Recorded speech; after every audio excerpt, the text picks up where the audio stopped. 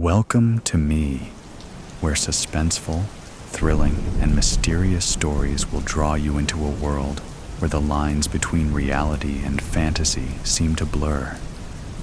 When the night falls, when all the sounds gradually quiet down, leaving only your own heartbeat and breathing, that's when these stories begin. Tensions, unsolved mysteries, moments that will make you hold your breath in fear or curiosity, all are waiting for you ahead.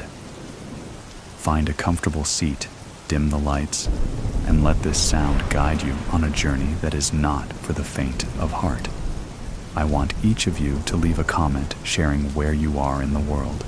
And if you are enjoying the episodes, don't forget to give a like and subscribe to the channel now.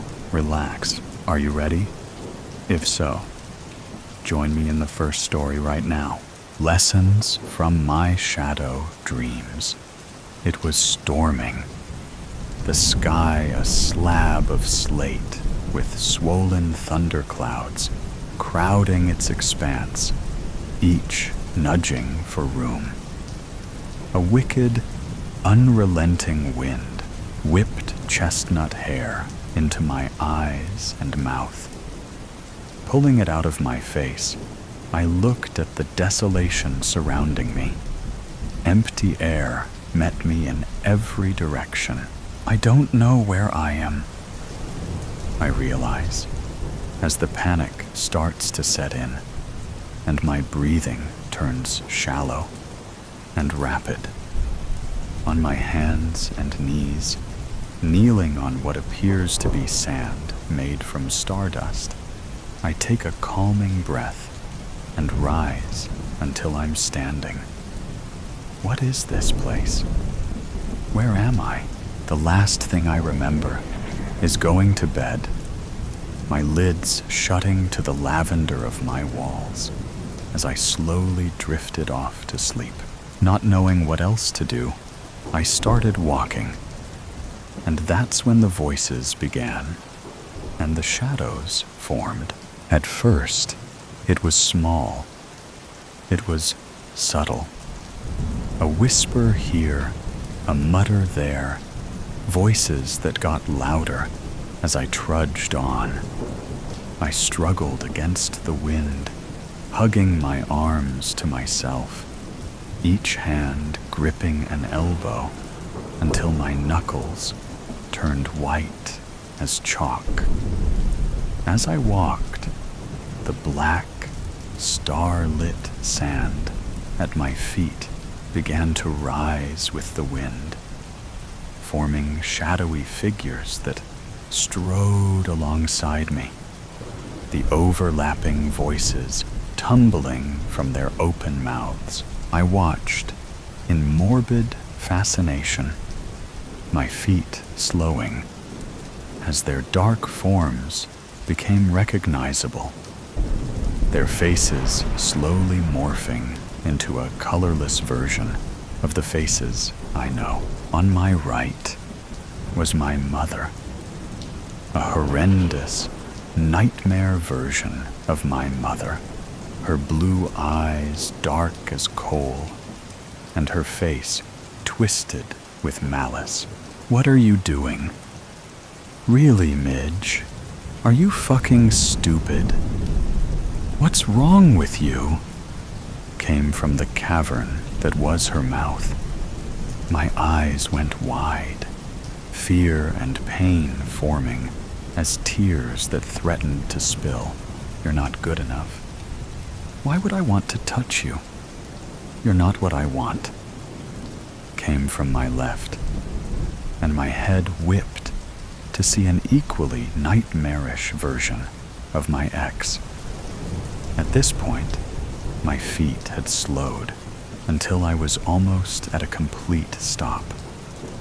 More and more, figures from both my past and present began to form and dance around me, each hurling their own unique version of verbal awfulness.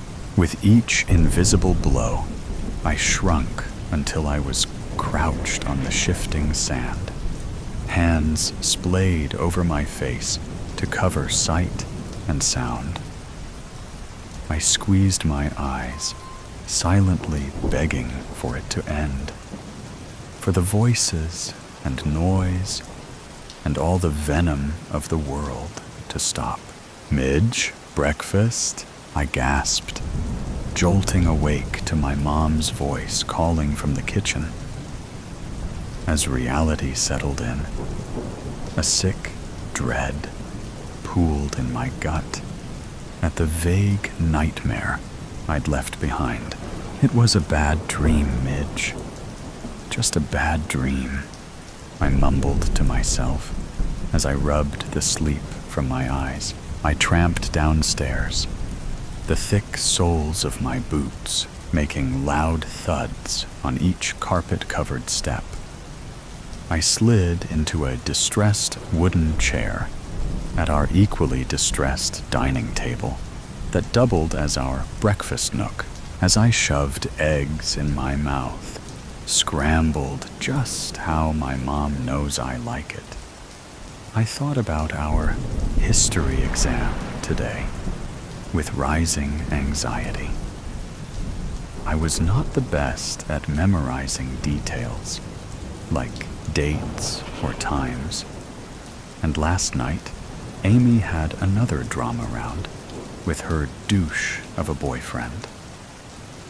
My mom sat across from me, early morning sunlight streaming in from the window sink, sipping coffee from the chipped Mom of the Year mug I got her for Christmas last year, before Dad left. Before it all fell apart, we sat together in silence. She analyzed me over her mug as I finished off my butter-soaked toast. "You okay, honey? You seem stressed," she asked with a slight tilt of her head. I nibbled my toast while staring at my plate, not wanting to admit how egregiously unprepared I was for the day's exam, or the nightmare I'd endured that clung to me like static. It felt like I was seeing reality underwater, my senses warbled and muffled, making everything as impactful as an echo. My mom cleared her throat, snapping me out of my reverie. "Midge?" she asked, her gaze holding concern as lines formed between her dark brows. "I'm okay, just not as ready for my exam today as I'd like to be," I answered simply. The truth was, I wasn't ready at all for anything. My mom pursed her lips and narrowed her eyes, a clear sign she knew I was lying. To be fair, technically, I really was worried about the exam today, but I also was still disturbed by my nightmare, which stuck to me like a dark, immovable shroud. And it being my parents' divorce anniversary didn't exactly help. As if sensing my thoughts, my mom's eyes darted to the calendar on our white linoleum fridge, absolutely covered with magnets and pamphlets or flyers. Instantly, her gaze softened when she recognized the date. "Hey, it's gonna be okay, baby. I know today will be hard, but you'll be okay.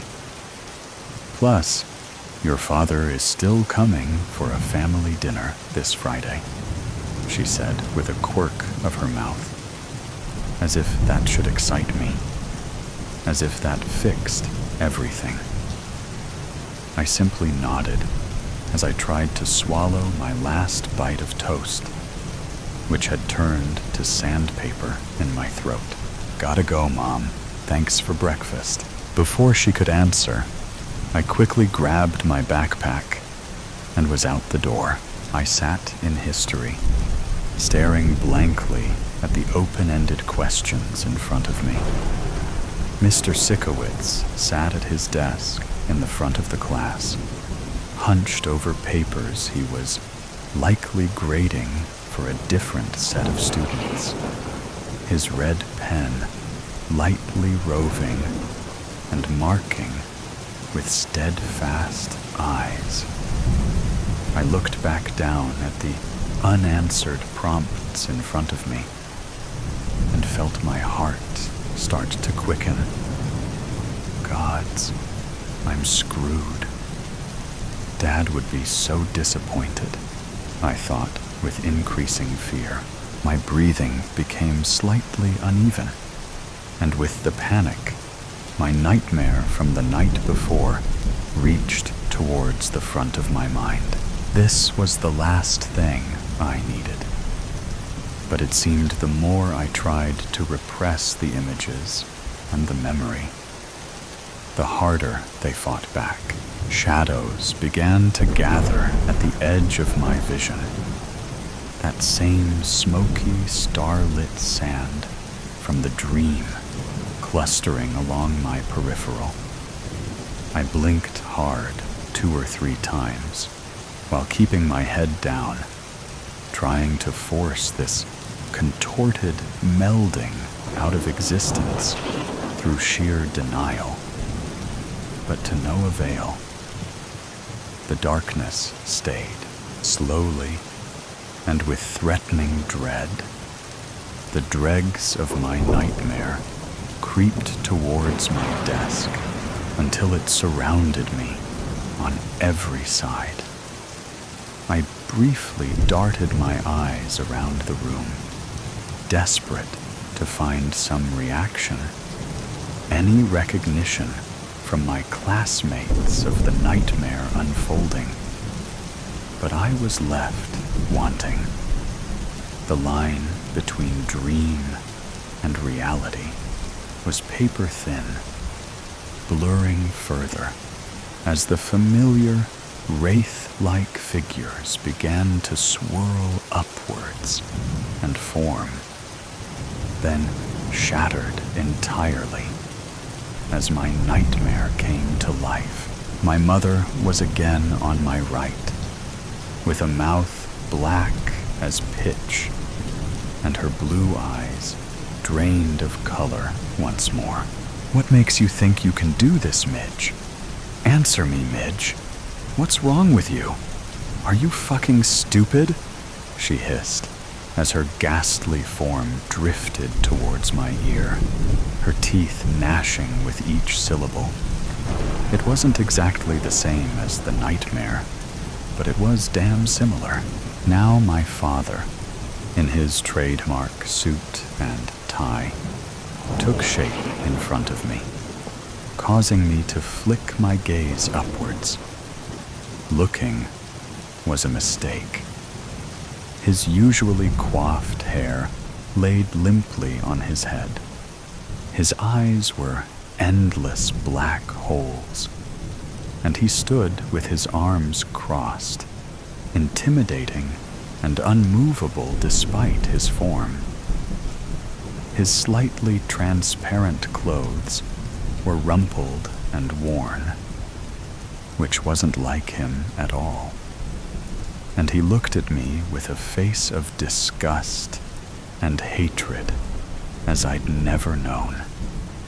At least, not from him. Grow up, Midge. What's your problem? Why can't you just get this right? He shouted, somehow slamming his not-so-solid hand on my desk, causing me to jump to my feet with a yelp, my chair making a loud crash as collateral. Ms. Sloan, can I help you with something? My head whipped over to Mr. Sikowitz, and just like that, as I met his dark brown eyes, the spell was broken. I looked around and realized that the echo of my nightmare had vanished, and all eyes were on me, as if deciding if they needed to grab the straitjacket now or later. I audibly swallowed. No. Sorry, Mr. Sikovitz, I said, as I haphazardly righted my chair off the ground and sat while keeping my head and eyes firmly down, my dark hair creating a curtain on either side of my pallid face. The rest of the day passed in an anxiety-filled blur.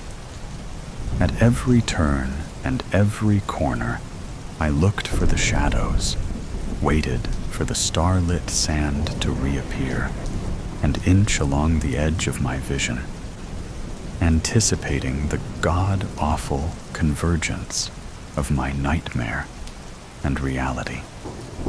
But it never did.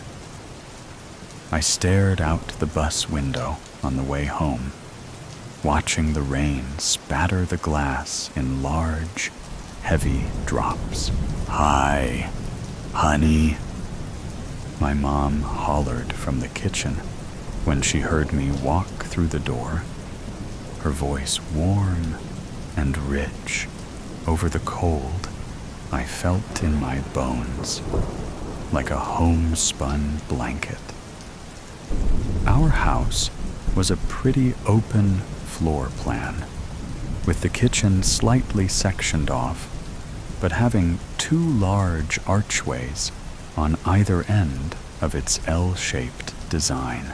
I watched her through this opening for a moment, trying to reconcile the nightmare version of her I saw at school with the flesh and blood in front of me.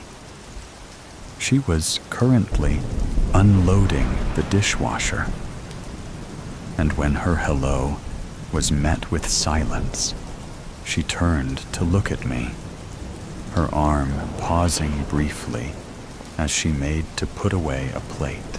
Her face scrunched, and she immediately put the dish on the counter. "What's wrong, honey? Did something happen at school?" I tried to speak. I tried to open my mouth to tell her about all of it, but nothing would come except tears that began to blur my vision. "Oh, honey," my mom said, as she strode over to me, crossing the distance in 3 or 4 strides due to her unfairly long legs.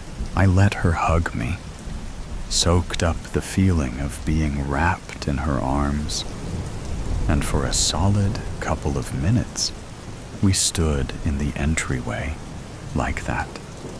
I reveled in her warmth, the sensation of her solid arms around me, and memorized every detail that made her real, keeping contact with a hand on my shoulder. She guided me to the couch where we sat, knees angled towards each other. "Honey, what is it?" she asked. I looked at her, and at first I could only stutter. As I struggled to form coherent words, I felt my anxiety and panic start to rise. The shadows were at the edge of my vision again, causing my breathing to turn rapid and shallow. "Honey?" my mom asked, leaning closer. I could barely hear her, barely see her over the pounding of my own heart. "Midge," my mom said, a bit louder now, giving my leg a slight shake as she placed her hand on my knee. The shadows and the darkness were beginning to take shape now, starlit sand rolling across the ground as it crept ever closer. Tears pooled along my lids, causing my vision to blur. Suddenly, warm, soft hands enclosed my face and my mom's face My real mom's face swam in front of me. "Midge," she seemed to say in almost a whisper. "Look at me, look at me," she said, increasing the pressure around my head. "You are not broken, okay? I don't know exactly what you're seeing, but it's not real, okay? I'm real. I'm here," she said, taking the limp hand from my lap and gently placing it over her heart. I felt the softness of her wool sweater under my fingertips, like touching a cloud made of silk. I focused on her eyes, blue, just like they were supposed to be. Your mom's. Right here, Midge. Right here. Not that ghoulish thing of nightmares, I thought to myself, as the vile shadow, puppeting as her pushed and crowded closer along my peripheral. That's it, baby. I'm right here. Breathe, honey. Breathe with me. Focus on my voice, on my face. I'm right here, she said with a squeeze of my fingers, as she had removed her hands from my head and was now holding my own in her lap, her gaze unwavering. I took a steadying breath. Just breathe, Midge. That's all you have to do. Just breathe. I counted to 10 as I inhaled, and did the same on the exhale as my mom, keeping hold of my hands, did the same. That's it, honey. Breathe. Just breathe. 10 in and 10 out. You can do this.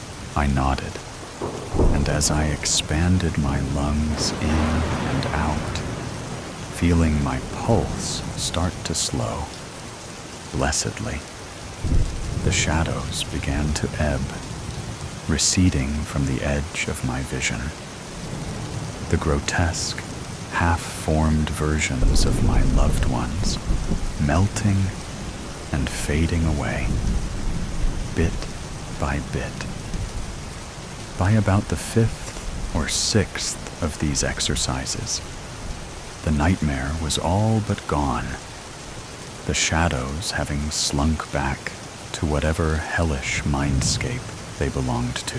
Prika, there she is, my mom said with relief, seeing my eyes clear and the panic gone, a slight smile playing on her lips.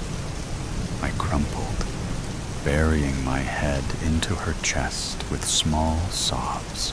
"Oh, honey," she let out softly, stroking the top of my head as only a mom can.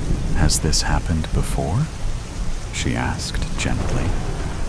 I lied, shaking my head slightly as I kept it tucked into the crook of her arm. Gods, her sweater felt like the softest pillow. I soaked up the comfort. "Mid, do you know why your father left?" I whipped my head up, pushing out of her arms, taken aback by the subject change.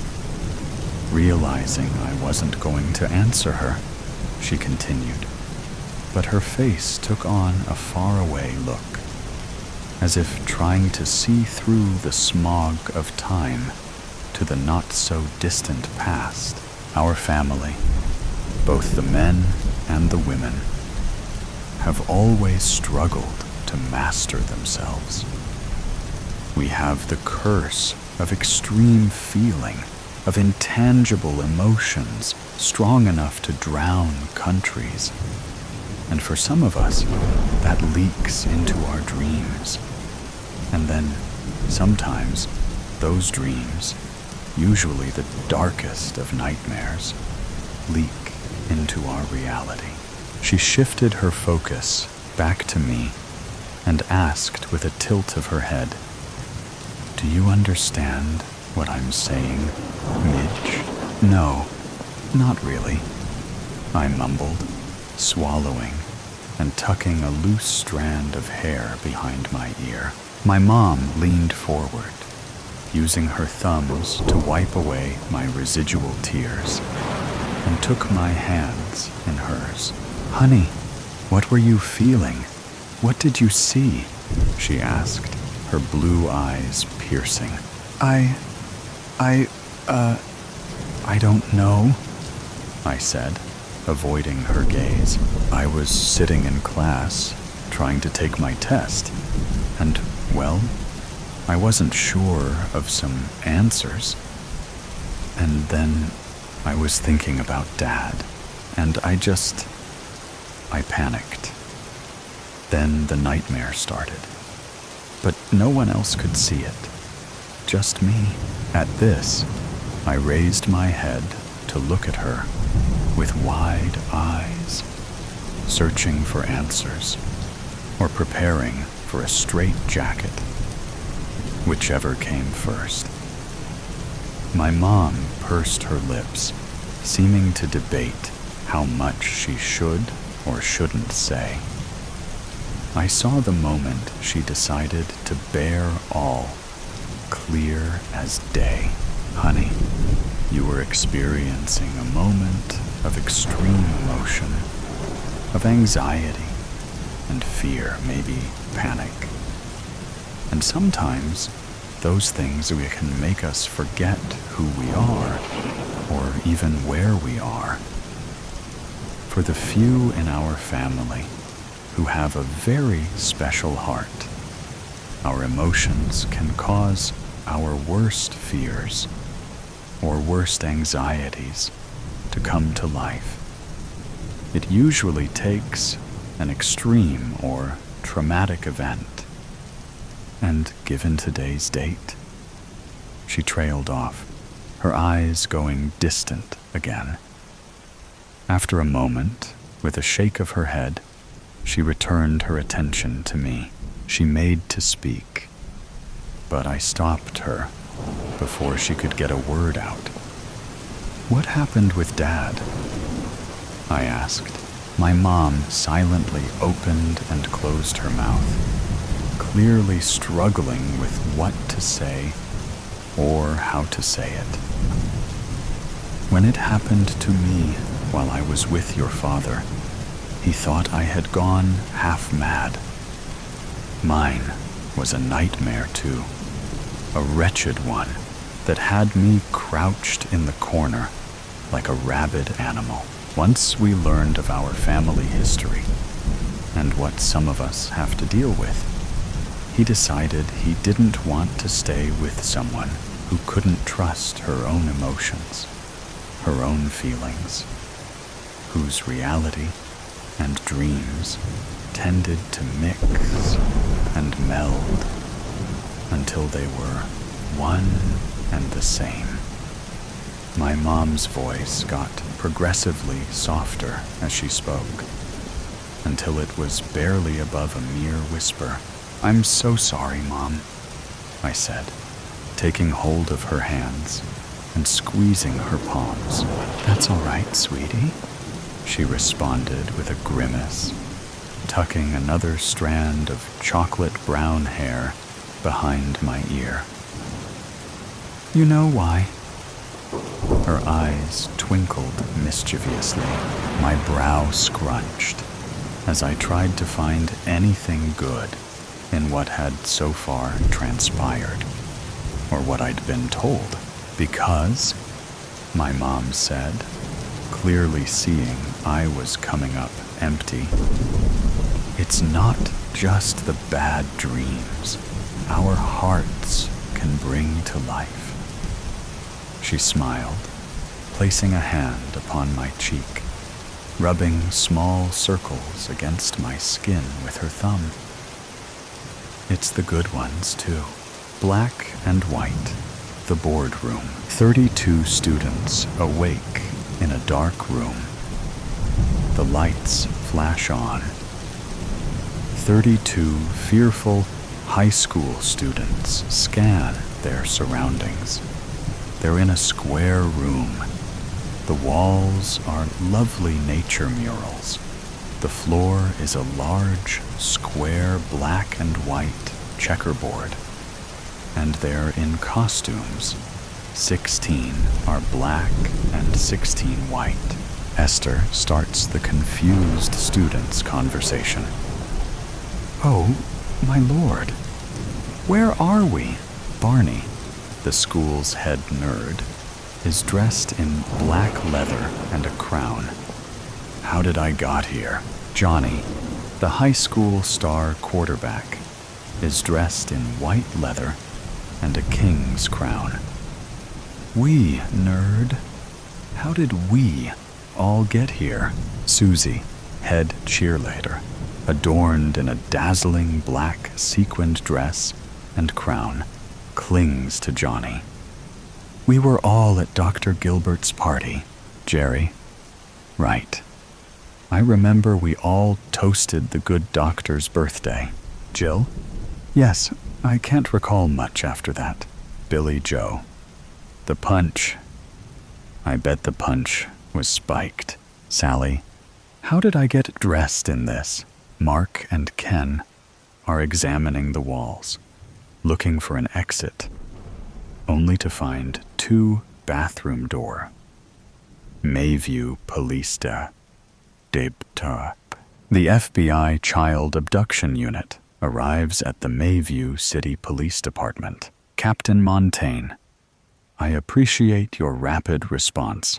Agent Joseph Klein, "What have you got?" Captain, "There was a party at a Mayview High School mathematician's house on Friday night that the missing teens seem to have attended." Sergeant Billings, "Sir, they're being live streamed." Agent Klein makes a call. "Agent Newton, I need your unit to find this channel's origin. I just linked to you." Live chess. A placard on the wall reads, "Welcome to Live Chess 1. This is a standard 12-hour game of chess. 2. Your costume denotes your position and side. 3. Your kings are Johnny and Barney, both well-ranked players. 4. Breaks are 10 minutes each hour. The teens are quiet momentarily as they read, then break into a confusing garble of voices until Ben, a well-known school bully, yells, "Shut up, all of you." They do.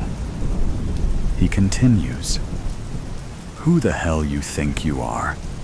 I will knock your teeth out."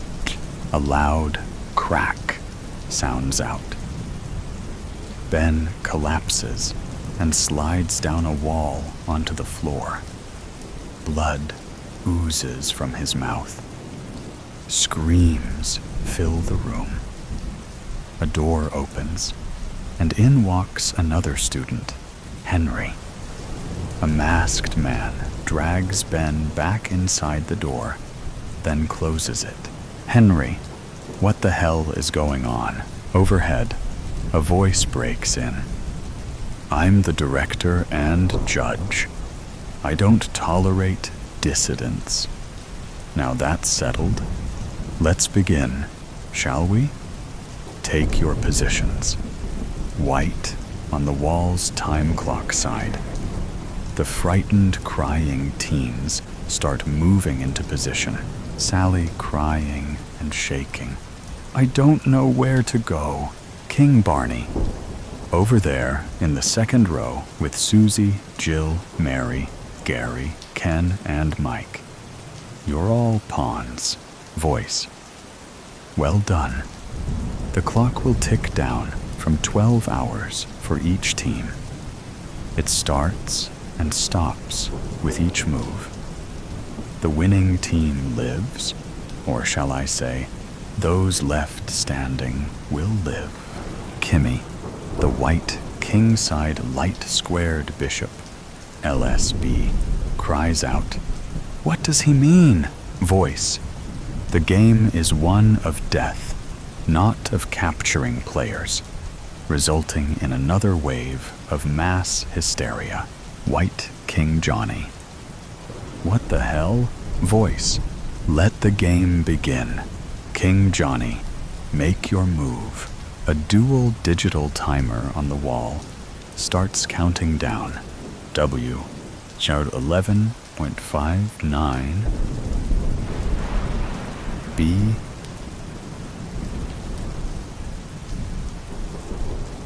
Opening. Johnny, the HS quarterback, confused and shaking, instantly decides pawn to E4. Voice. Johnny, they're more than pawns. They're your classmates. They're living people, at least for the moment. Brings another burst of loud conversing, screams, and crying.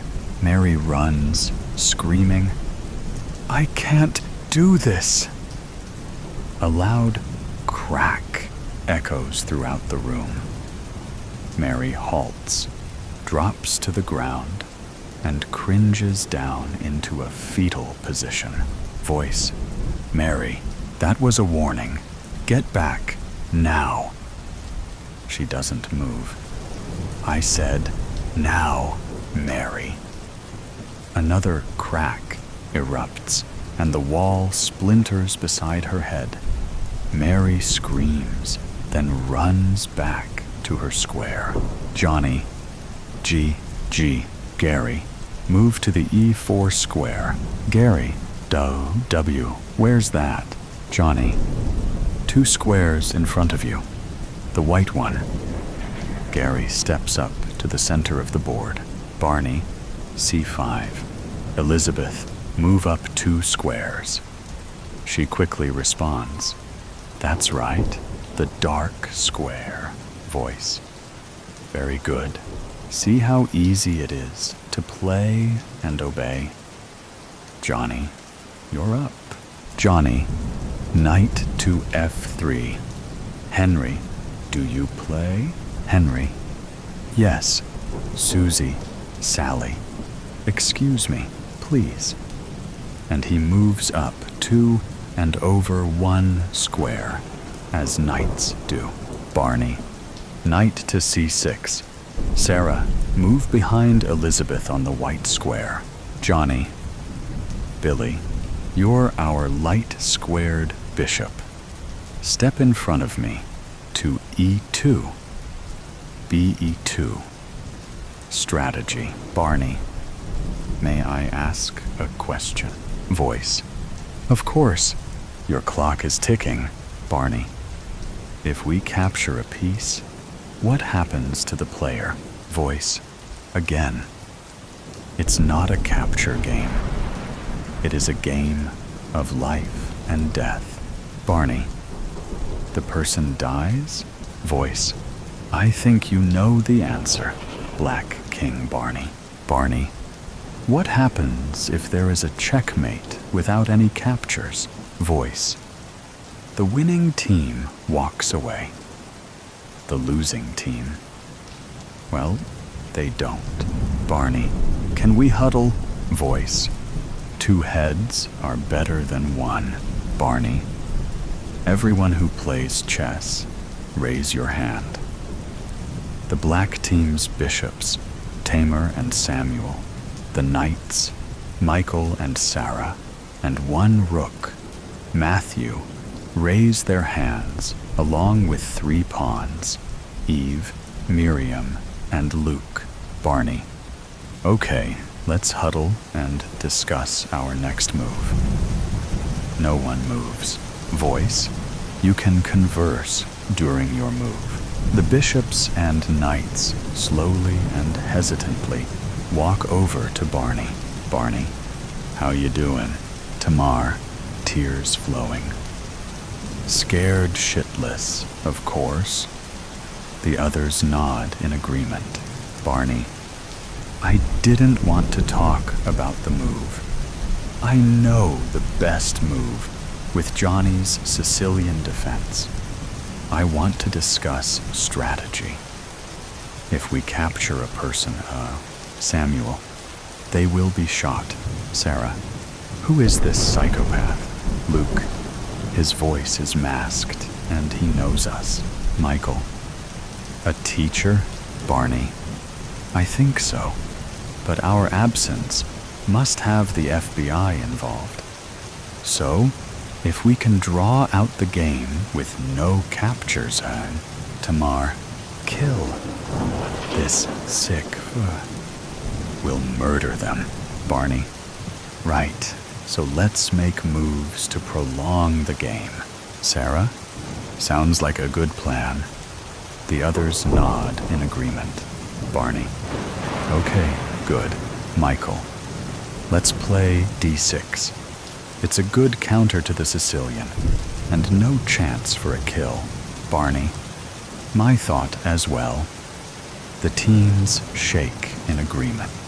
Billy Joe, Johnny is my boyfriend and aggressive in football and chess. He's good and will go for the win. Sarah, no, he won't. Billy Joe, what makes you think that? Sarah, you're on our side. You die if he wins. The players return to their positions. Barney, D6. Miriam, move up one step. W23.55.09. B23.50.03. Johnny. Rose, you're our king's knight. Move in front of Jill. Barney, knight to F6 for you, Michael. Michael, got it. Samuel, you're moving so fast. Barney, it's just the opening. We can slow down during the mid-game. That's expected. Bishop Samuel. Okay, that makes sense. He may get mad if looked to be stalling. Johnny, let's castle. Jill, move beside me, and I'll move to the inside beside you. Barney, shall we fianchetto kingside? Tamar, yes, good call. Black king.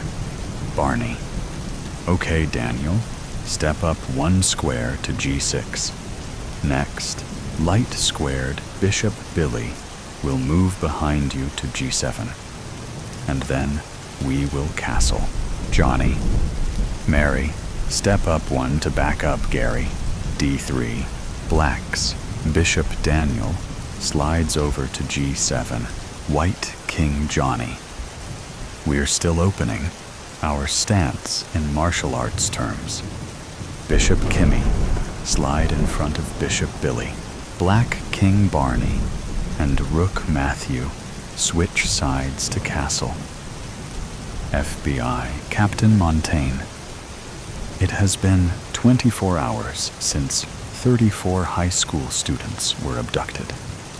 Dr. Gilbert's neighbors have only revealed that he had a large cargo truck that was heard leaving his residence in the early morning hours after the party, then disappeared.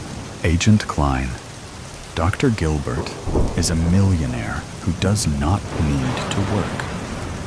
He withdrew vast amounts of cash over the last few years and spent his weekends away. Where to?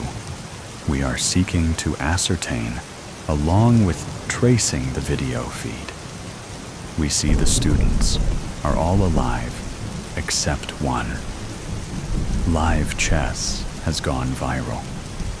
We are hesitant to shut it down, as he may retaliate against the kids. Officer Dave. Yes, he shot one, and Celia is missing. Agent Klein. Perhaps not. Video analysis seems to indicate a scam, a fake death, like in the movies. He has a degree in mathematics and is a psychologist.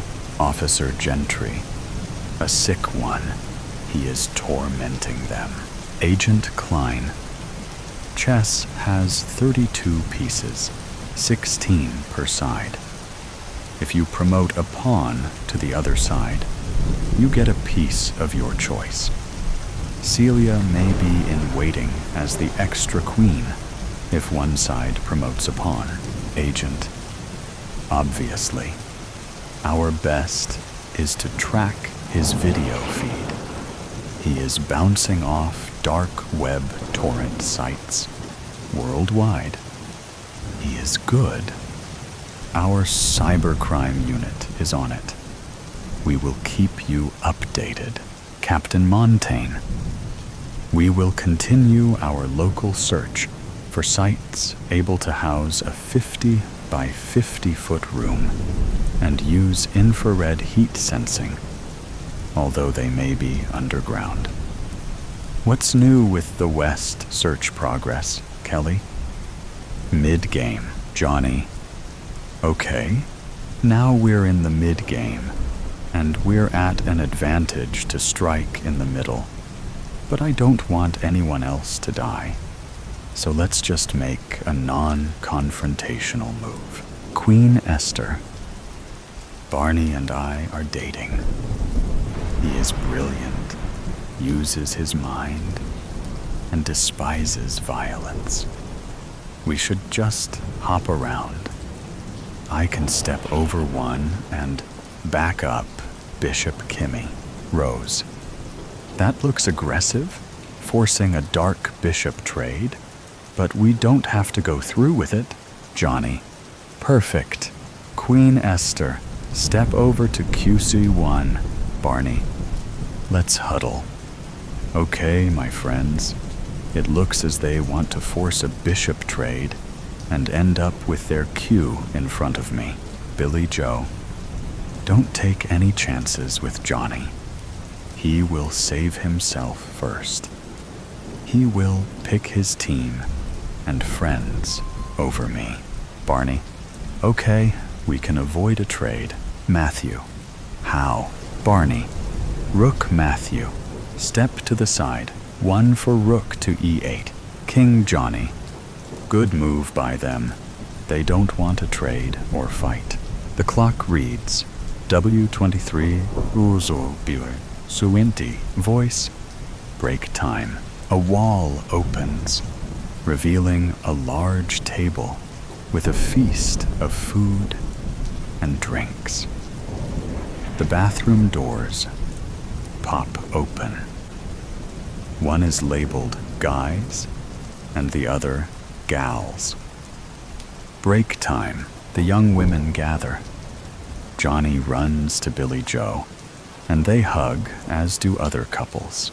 Billy Joe. Oh, Johnny, I'm so scared. Johnny. We all are, Billy Joe. We all are. Barney. I'm famished. He and Esther walk to the snack table. Esther. I need to pee. Be right back. The Black King walks up to the Black King. Johnny greets him with, "What's up, nerd?" Barney.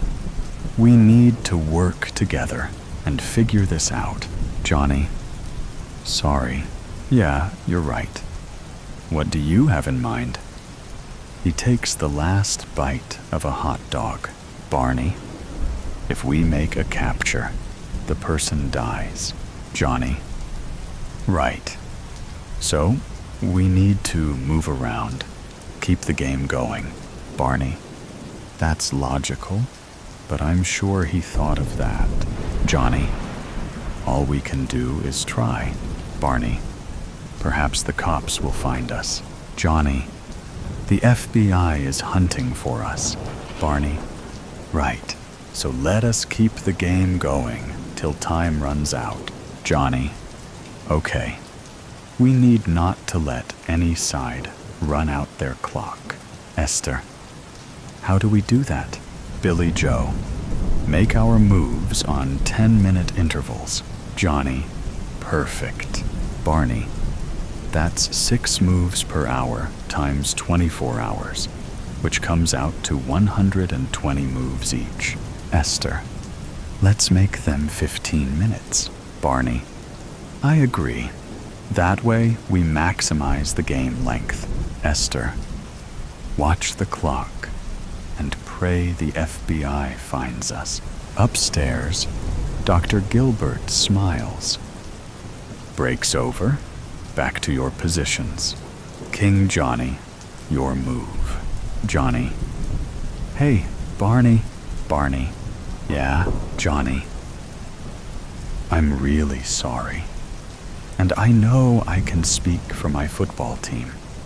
I'm truly sorry for all the nerd harassment we've given you and your friends over the years. Barney.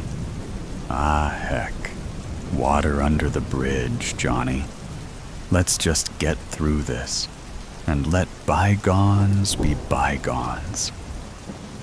The two smile and walk to their sides of the board, both holding back tears to move to loose scenario. The Black and White Kings and their teams continue the game, making move after move without players attacking other players. After the 90th move, and with only a few hours left, Dr. Gilbert, whose name was still unknown to the students and video stream audience, finally spoke. Voice. Well, you all have been having fun, right? I'm not stupid, you know.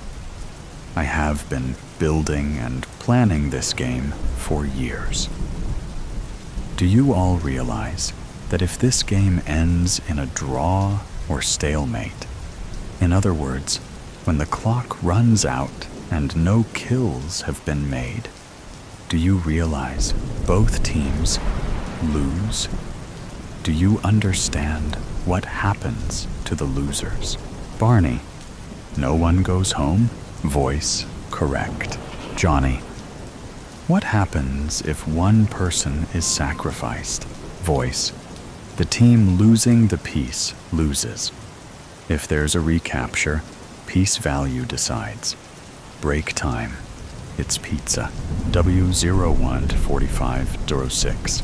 B1 4609. The exhausted teens had stopped crying many long hours ago. Their mood devolved into hopelessness. Most feel numb.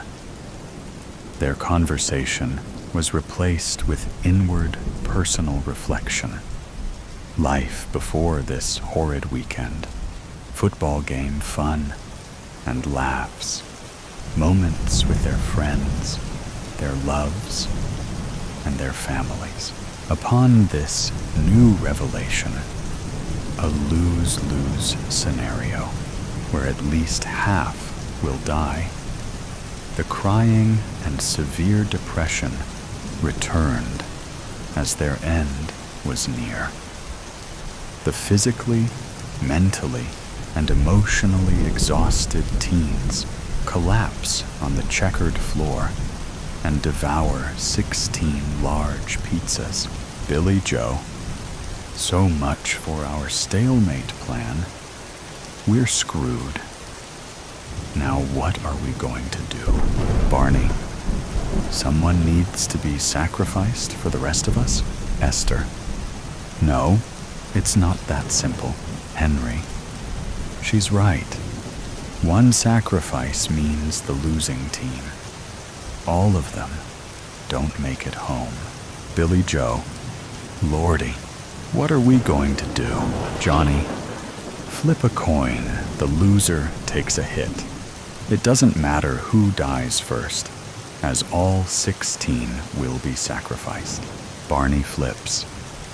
Johnny guesses wrong. Henry. I'll do it. Rose is in a position to take me. FBI, Captain. We just got a call from Jerry's Pizza in Littleford. Somebody just picked up an order of 16 pizzas. Jerry said that was highly unusual. We're running the license plate run now. Agent Klein, get the SWAT team in the chopper. Sergeant Newton. Captain, we have an address End game. W000100. B0010. Billy Joe. Time to make the call, Barney. Barney. I can't. Billy Joe. Tears in her eyes. I know. It is either half of us or all of us. Barney. Rose. Walk over to Henry Square. Rose. Tears flowing. No. I won't be able to live with myself. Billy Joe. None of us will. Rose. None of us. Barney, angered. We'll all forever be haunted. Night Rose slowly moves up 2 squares, over 1, and steps into Henry's Square. Oh, Henry, I'm so sorry. Henry. Rose. I volunteered. You're not to blame. Voice. Barney, you're up. Barney. What do you mean? Voice. It's time to slay. Barney. So, go ahead. Live with your cruelty. Voice. Oh, not I, your kingship. Barney. What do you mean? Voice. You as king chose. You as king follow through. Barney.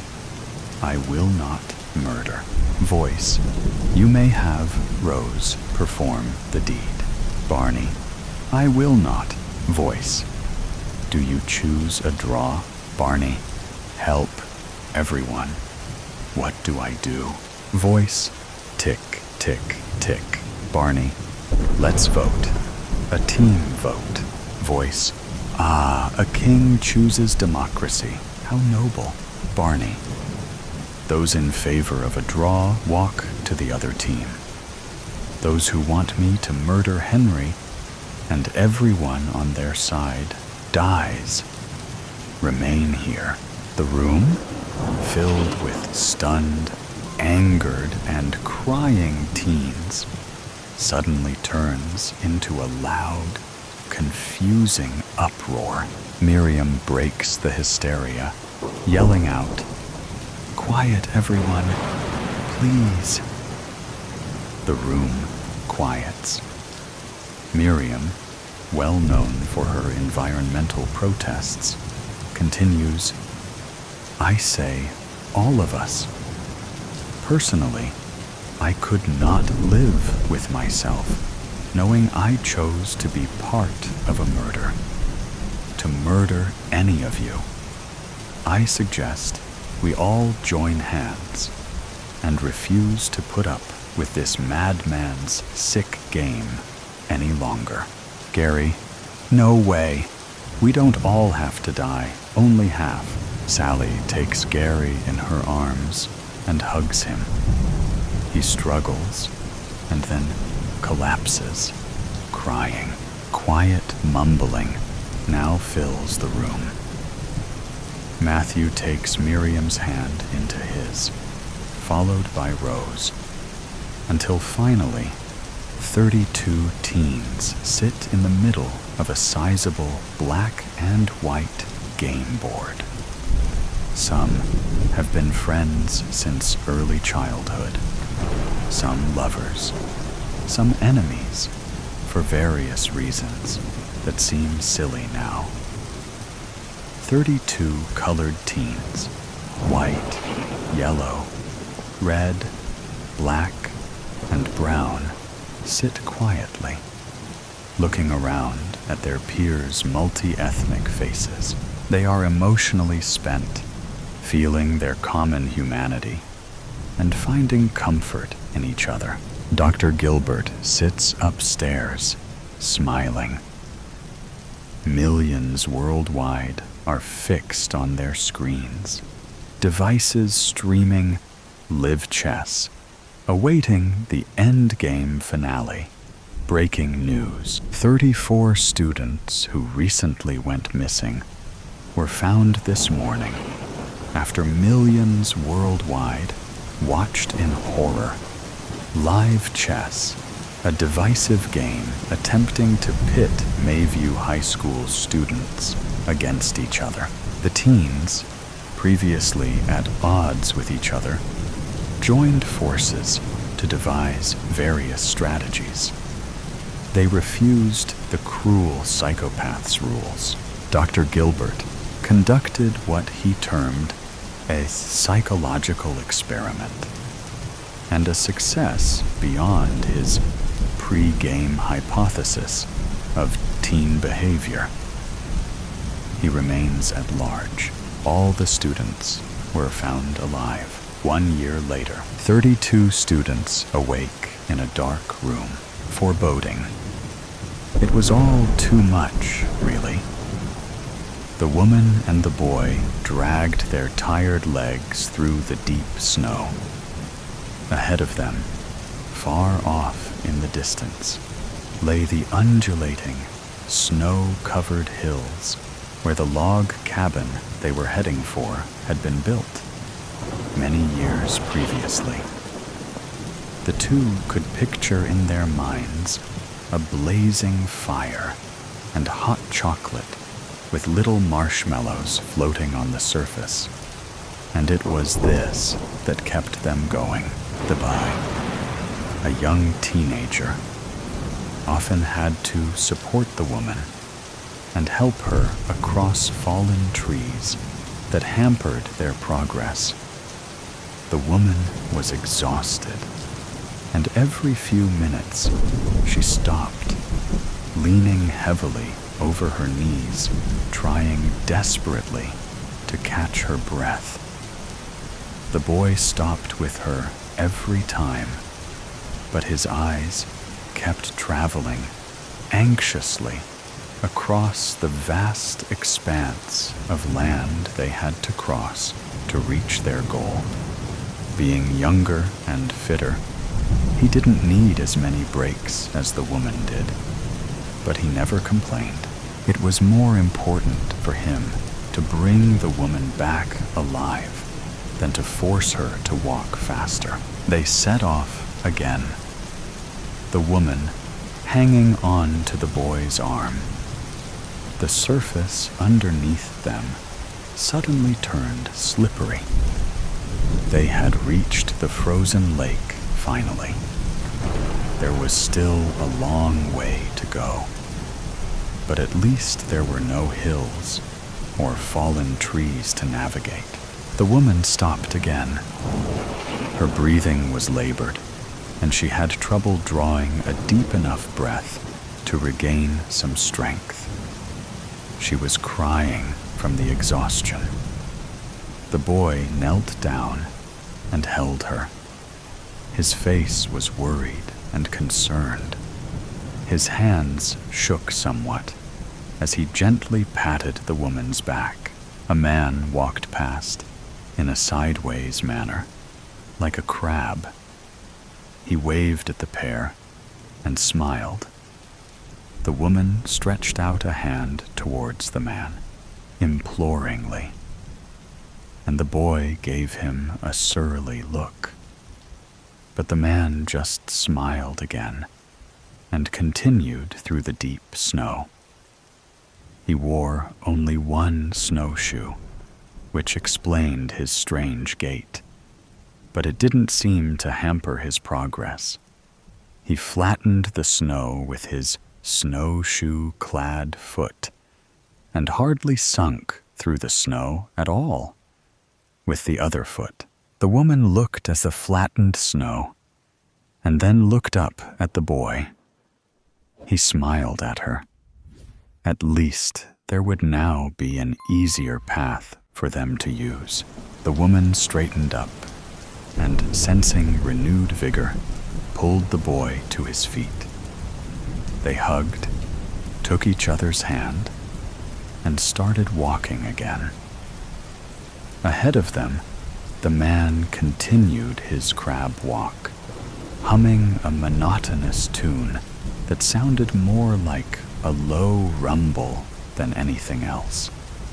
He turned his head, saw them walking behind him, and motioned for them to follow, nodding his head encouragingly.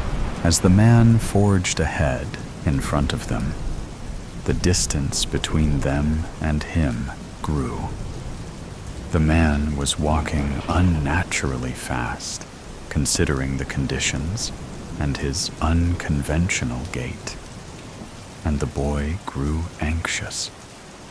He tried to walk faster to keep up, and the distance between him and the woman increased unrelentingly. She called his name, but he seemed oblivious. He had his eyes firmly on the man, who was now barely visible far ahead of them, and did not stop when the woman needed a break again. She called him feebly, but she had no strength to raise her voice. She cried again, cursing her tired legs and laboring lungs. Once more, she bent over her knees, trying to catch her breath. She wanted to scream. She wanted to beg the boy to wait, but no words could be heard. A flutter on the wind, a change in the vibrations another human being causes when they disturb the airflow, caused her to look up. The boy was no longer visible from her vantage point, bent double over her knees. She straightened up quickly, her heart beating faster. Where was the boy? Squinting to look in front of her, she suddenly saw his head pop up, arms flailing, and then disappear again. Her heart fell into her stomach. He had gone through the ice.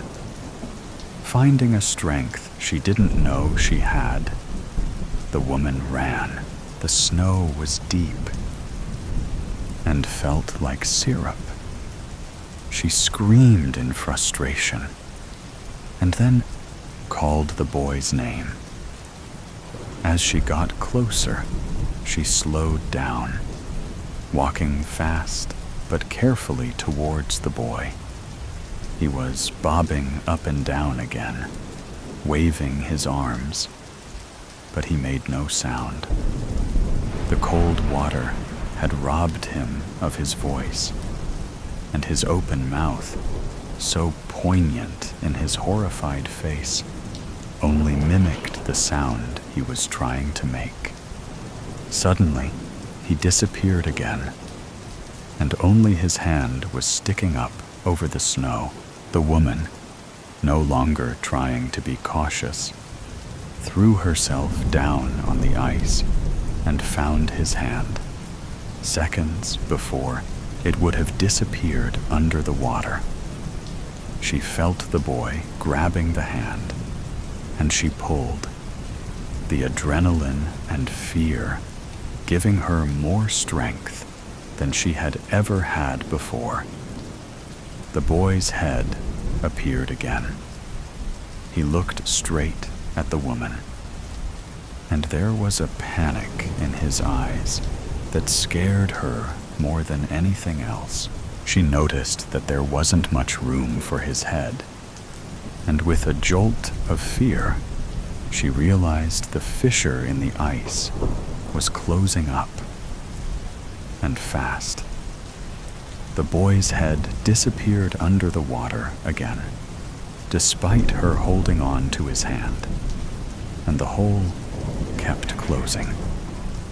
Now, there was no way the boy could get his head through the hole to draw breath again, and she screamed in fear and panic. With her free hand, she started pounding on the ice around the hole. The ice was too hard, and her frail beating could not even chip away at the surface.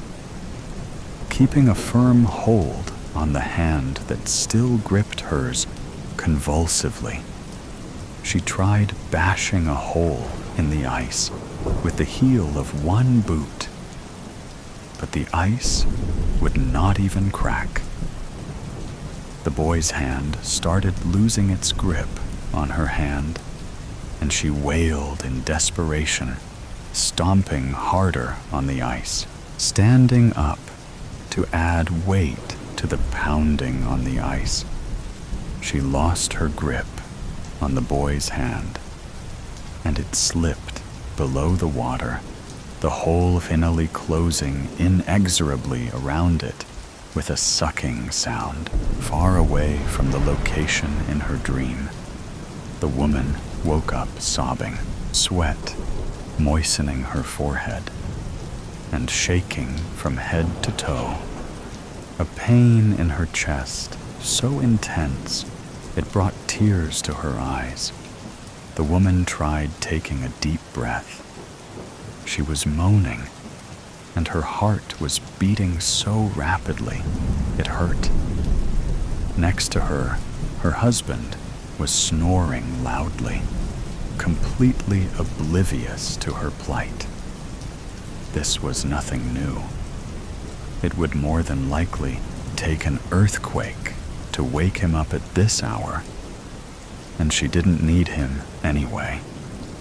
She gently pushed the blankets aside and slipped out of bed. She had to make sure he was safe. The dream had been so vivid, so real. Tiptoeing across the hall, shivering slightly in the cold night air that permeated the house, she arrived in her older son's bedroom. A soft snoring could be heard from the room. As she neared, a quiet meow greeted her. Looking into the room, the lamp-like eyes of their cat Brandy were staring back at her, and the animal meowed quietly again. Letting her breath out, she hadn't even been aware of holding it. She tiptoed over to stroke the cat gently. "Good girl, you stay with him. Keep him safe for me." Looking down upon her teenage son, his mouth open and his wavy hair in disarray around his peaceful face, she felt her throat constrict slightly, and she had to swallow hard to stifle the moan that had almost escaped her mouth again. The dream was still so alive in her mind, and the sense of foreboding was making her eyes water, her chest aching so much she was afraid it would burst open. Wanting desperately to wake him up just to hold him, she instead stretched her hand out, stroking her son's forehead gently before retreating out into the hall again. Feeling compelled to check on her younger son as well, she continued down the hall to the third bedroom. He was sleeping on top of his covers, his little thumb securely lodged in his mouth. She could tell he was cold as he was curled up in a fetal position, and she carefully tugged the blanket out from under him, covering his little body and tucking it in around the sides of the bed. There was no point in going back to bed now. She was wide awake, and in less than an hour and a half, she would have to be up to help the kids get ready for school. She tiptoed past her husband, still in his bed, snoring loudly, to grab her bathrobe, and then snuck downstairs to make a cup of tea.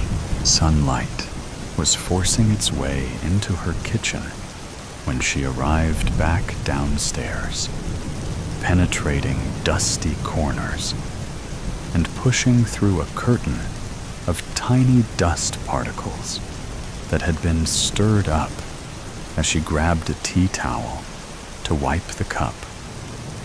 and she sat down at the kitchen table, carefully sipping a steaming cup of Earl Grey. She still felt cold inside, shivering slightly, even as the warm liquid made its way to her empty stomach. The image of her son's head disappearing under the ice in her dream, still so clear in her mind. It was making her shake her head repeatedly, as if to rid herself of an annoying fly. She was wringing her hands, moaning quietly every time she saw the hand disappearing under the ice in her mind's eye. Would she ever be able to forget this dream? Little tiny clicks on the kitchen floor told her that Brandy had decided to join her in the kitchen.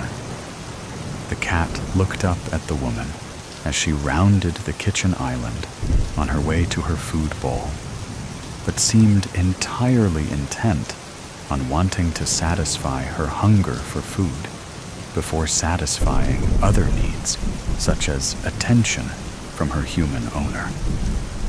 And she beat her regular path right over to her food bowl without stopping. The bowl was empty, accusing feline eyes locked into hers. Brandy sat down, looked back at her bowl, and then up again at the woman. It was obvious that the cat was asking for food, but the woman, who was still feeling faint from her nightmare, seemed oblivious. A soft meow mingled with a purr escaped the tiny mouth as the cat stood back up again and sauntered over.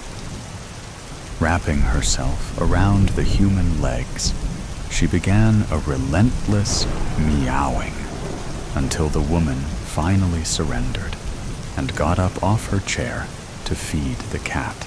That's when she saw it. Next to the canister where they kept the cat's food, there was a pile of unopened and unchecked mail from the day before. On the top, underneath a blue envelope, apparently sent out by Publishers Clearinghouse, she was probably about to win $5,000 a week for life, was something white. She realized that she was looking at a picture of snow, and with trepidation and horrific foreboding, she pulled the catalog out from under the envelope. It was a magazine on vacation cottages in northern Maine. Her husband had been canvassing for this vacation for months and had obviously ordered the catalog. And on the front was a picture of a rustic-looking cabin with snowdrifts lapping the windows. In the background, a frozen lake could be seen. The woman caught her breath and felt her knees buckle. Next to the cabin, locking eyes with her from the picture, stood the man from her dream, smiling benignly, holding his hand out towards the cottage. In his other hand, he was holding one snowshoe. Mercifully, darkness enveloped her, and she escaped. For a while. It was all too much, really. Falling to conclusions. Fear can make you do crazy things. Cry, laugh, scream, even kill. At this precise moment, it is causing a man named Joe to run for his life. It is also causing 7 members of an unknown faction to chase him. Joe doesn't know where he is going, only that he has to get away. His chest pulses in and out as his body tries to drag in air to compensate for all the running. His legs ache as he pushes them to go faster. A voice in his head urges him on. We need to go faster. Shut up. You think I don't know that? It's your fault we're running in the first place. Gosh, a guy can't have a little fun. You killed those guys. Correction, you killed those guys. As far as anyone else knows, I am just a figment of your imagination. Besides, now you can be certain that the men who killed your family have been punished for their actions. I didn't need your help. The police would have handled it. Now these guys are chasing us. Less complaining, more running. Joe continues sprinting through the autumn-colored trees, looking for an escape. As he taps into his second wind, he sees sunlight beaming down ahead. He gets to a bright clearing, a good distance ahead of his pursuers. The beginnings of a sigh of relief melt into a sigh of despair. On the other side of the very narrow leaf-filled clearing is a very wide, rock-filled gorge. He skids to the edge, kicking a few dozen leaves over the edge. Gasping for air, with his hands on his knees, he watches as the leaves slowly pinwheel out of sight. A good 1,000-foot drop followed by slopes of jagged rock. I'll definitely feel that in the morning. We could make it. Shut up. No, we can't. I could make it. Well, I can't. He takes a step back and puts his hands behind his back as he tries to catch his breath. As he turns around, a single man wearing green, brown, and black fatigues skids into the clearing. He sees Joe and raises his assault rifle. The gun trembles slightly as the soldier trains it on him. Joe watches as the nervous soldier's finger tightens slightly on the trigger. A single bead of sweat slides down the soldier's forehead as he begins to talk. We're gonna need you to come with us. I'm afraid I can't do that. That's right. Tell him. We aren't going anywhere with him. Please, we're not gonna hurt you. I find that hard to believe. If I remember correctly, you guys were shooting at me not too long ago. Come on. There's only one of him. We can take him. We just want to talk to you. Do some tests. Ask some questions. What if you don't like what you hear? What if your tests and your questions don't get you the answers that you want? What then? Why haven't we killed him yet? Would you shut up already? Who are you talking to? Nobody, okay. I think I'll decline. Wow, I didn't think you had it in ya. That is not an option! A different voice booms from within the trees. The rest of the group bursts into the clearing, all wearing matching fatigues. Their assault rifles are all trained on him. Just answer me one question. Why do you have to be able to explain everything? Why do you have to know how everything works? Joe yells with tears of anger welling up in his eyes. Are you crying? What a baby. How about less crying and more killing? If it isn't normal, let's chase it down and shoot at it with automatic weapons and force it to cooperate. Find out how it works by any means necessary. You people disgust me. If you don't kill them soon, I will. Would you shut up already, sir? I don't know who you are talking to, but we can do this the easy way, or we can do this the hard way. Well, as my mother always said, if it's not hard, then it is not worth doing. Whoa, what are you doing? They are looking for a reason to kill us.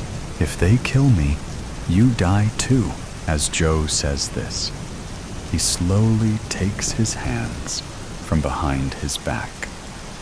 A 40-inch, sleek, razor-sharp, black katana is held firmly in each hand. As they see the blades, their fingers squeeze the triggers. Volleys of bullets fly towards Joe, each trying to reach the target first. His swords move lightning fast as he takes into account where on his body they are aiming and tries to deflect as many bullets as possible. Despite his efforts, he's breathing through a couple new holes by the time they need to reload. They watch anxiously as Joe stumbles forward. The sword in his left hand sticks into the ground and keeps him from falling all the way to the ground. He leans heavily on the sword as ragged, shallow breaths tear out of him. Dark red blood stains his shirt and pants in various places. He sways, but manages to stand, leaving the sword embedded in the ground. He tries to look at them, but the 7 soldiers double into 14. He shakes his head and tries again, but the 14 soldiers are now swimming in front of his vision. He settles on focusing on the group as a whole, seeing the forest, not the trees. Did I pass the test? Oh well, my answer is still no. If you want my body, you'll have to fetch it. Joe slurs. You are seriously losing it. You are going to get us killed. No, don't! Joe spreads his arms and falls backwards off of the cliff. The soldiers dash to the edge and see him falling. He watches as the edge of the cliff and their faces shrink away from him. The wind whips his clothes wildly as it accelerates past him. He closes his eyes, slows his breathing, and concentrates. Suddenly, the sound of the wind slows and then stops. He opens his eyes and sees that he is now floating in mid-air. A faint glow and a quiet hum emanates from his left hand. He looks down and sees that about 5 feet under him is one particularly sharp shard of black rock that would have ended up right through his chest. He also notices that his vision has blacked out on the edge. Something was wrong. What did you do? I took over. It's obvious that you were on a suicide mission with that little stunt you pulled. I did too much work to get this body to just let you destroy us like this. He contemplates his grisly death for a second before reorienting himself. Using the power from his hands, he zooms back up towards the cliff edge. His head pops up over the ridge as the 7 soldiers are leaving the clearing. They walk slowly and lackadaisically back into the trees in a single file line. Apparently, his guaranteed death is good enough for them. His anger intensifies with this nonchalant disregard for him as a person. The fact that they don't really care about retrieving the body pisses him off. They even left his sword exactly where it got stuck in the ground. The nails on his right hand dig into his palm as his grip tightens on the sword. The angry look on his face morphs into a grin. He is going to enjoy what is about to happen. He floats back onto the cliff and lands silently on the ground. He quietly picks up his second sword and zips to the soldier, bringing up the rear. In one swift moment, he puts one sword through his back and uses the second sword to separate his head from his body. The head spins wildly as it tumbles into a nearby pile of leaves. He pushes the soldier's body out of the way and heads towards the second soldier.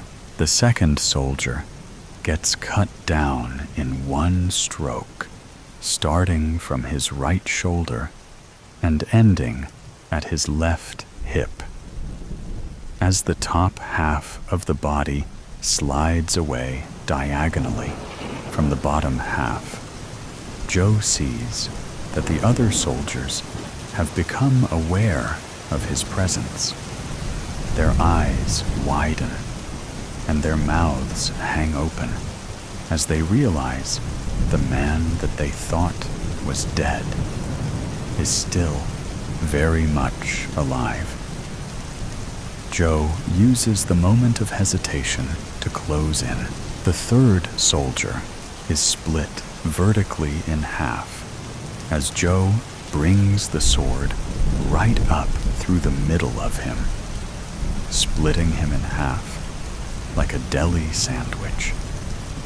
He steps through the space the third soldier's body once occupied and heads toward the fourth soldier.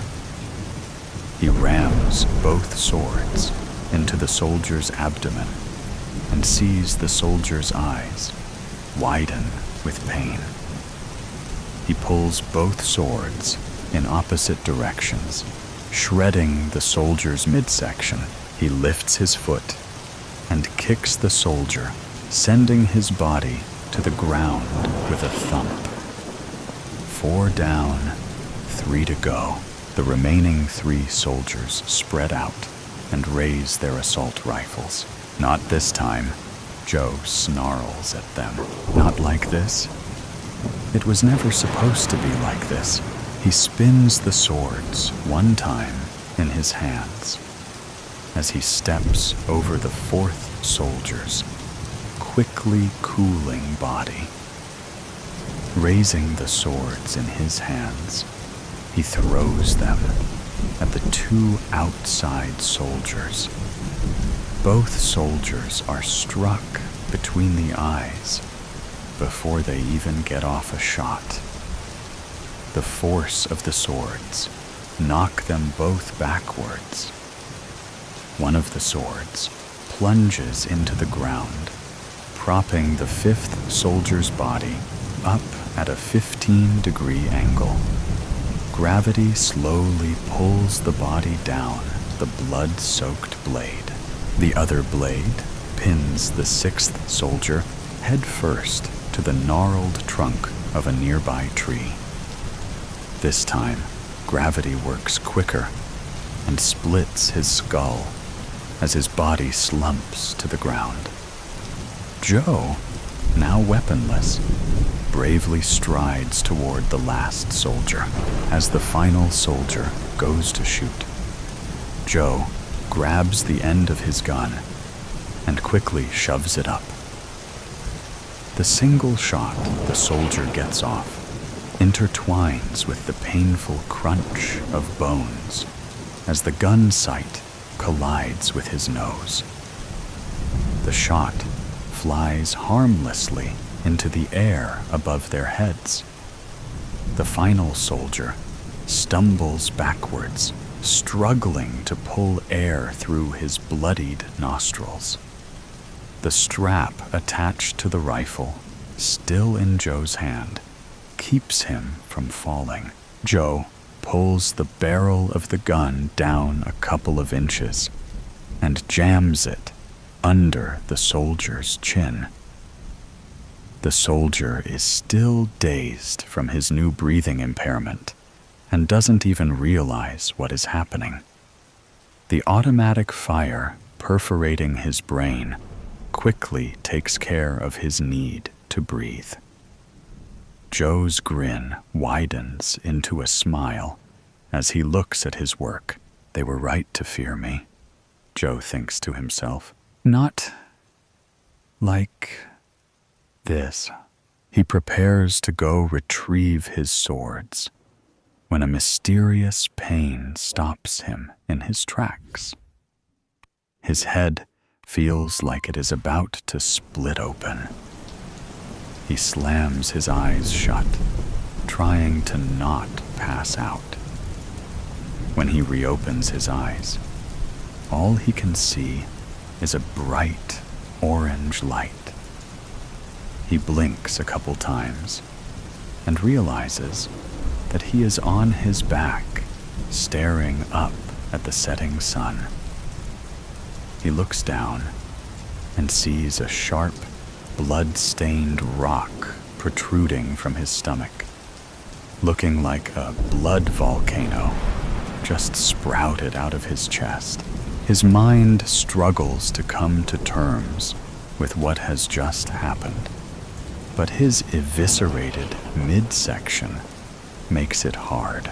He tries to speak, but all that comes out of his mouth is a splatter of blood. It was all in his mind. No miraculous survival, no sweet revenge, no daring escape. Just a terrified man sprawled, broken and bloodied, at the bottom of a rocky gorge. He lived his life in fear, and it was this fear that eventually drove him to his death. At least the voice in his head is finally quiet. His gasping breaths slow, as the last thing he sees is the sun slipping beneath the horizon. Fear can make you do crazy things. Cry, laugh, scream, even kill. Right about now, it was the last thought that crossed Joe's mind as his brain seeped out of his shattered skull. Late for rest, this story centers around death. I'm late, she thought, as she ran for the bus. Her friends would say that was her life's motto. Amelia scrambled on the bus, trying not to jostle anyone. She had been given a final warning about not getting to work on time and knew her boss was serious. She was good at her job, but this city had over 2 million people. She could be replaced. In fact, she was one of many autopsy technicians who were employed at her job. She enjoyed working with her colleagues and liked working under her supervisor.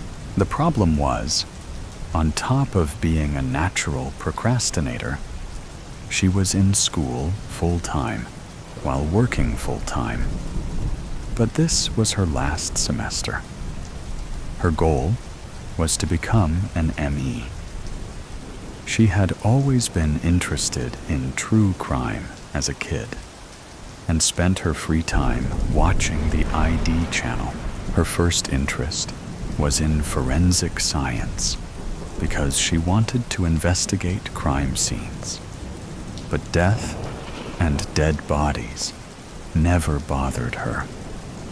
And she started working in the morgue as an undergrad, which spurred her interest in forensic pathology. It was then that she learned she was gifted in reading corpses.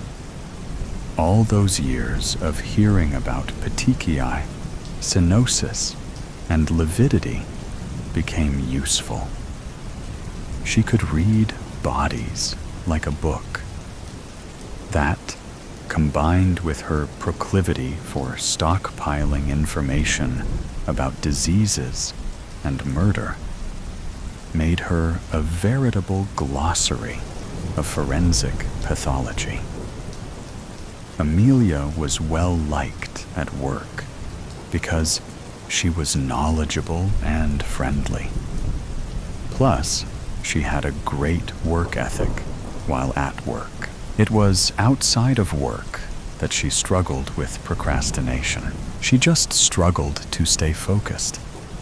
If she had an assignment to do that required research, she'd end up going down rabbit holes on a side topic that caught her eye. She would know it's time to stop. But if a deadline wasn't impending, she knew she could get away with pushing something off in favor of exploring her current interest. This habit is what created such a wealth of knowledge for her. Unfortunately, it also made her have to do everything last minute or even late. Since becoming an adult and responsible for her own finances, she has never filed her taxes on time. 2 years in a row, she forgot altogether. To compensate, Amelia didn't get much sleep and often slept through her alarms. It was probably her body and brain's way to ensure she got enough sleep. Her boss didn't care how good of a worker she was if she continuously showed up late. She understood that, yet she still struggled to alter her habits. On top of that, she couldn't stay late because of her grad research. She had a thesis to finish and defend. Amelia lived in a state of guilt and shame over not being better at time management, but figured she'd have time to learn how to get better at it later. Today, it was important to not be late. There was still a possibility of making it on time. She missed her first bus, but ran full speed 6 blocks to catch a different one. She had a chance to rest before her stop, and then she'd have to sprint again for the light rail. It was a tight plan, requiring more physical exertion than she was used to, especially outside in Houston in the summer. But it was better to turn up drenched in sweat than late. For once, Amelia made it to work on time, and surprisingly, she wasn't sweating or even tired. Smiling to herself, she walked into the lab, expecting a few comments razzing her for unusual timeliness. However, everyone looked stern. This wasn't unusual in a morgue where many unfortunate events cause bodies to end up here. It was especially hard when it was a child or a victim of a violent assault. Or worse, a child who was a victim of a violent assault. Occasionally, a friend or relative of one of her colleagues came through. Everyone was very professional, but an underlying awkwardness was always present. Amelia approached the body they were centered around. She looked down at herself. Shock doesn't begin to describe what she felt. confusion, of course, was also a dominant reaction. Was this a prank? The level of cruelty involved in doing something like this as a prank was beyond her comprehension. "What the fuck?" she yelled. For once, she was not late. And this is how they treat her. No one turned to look at her or even responded.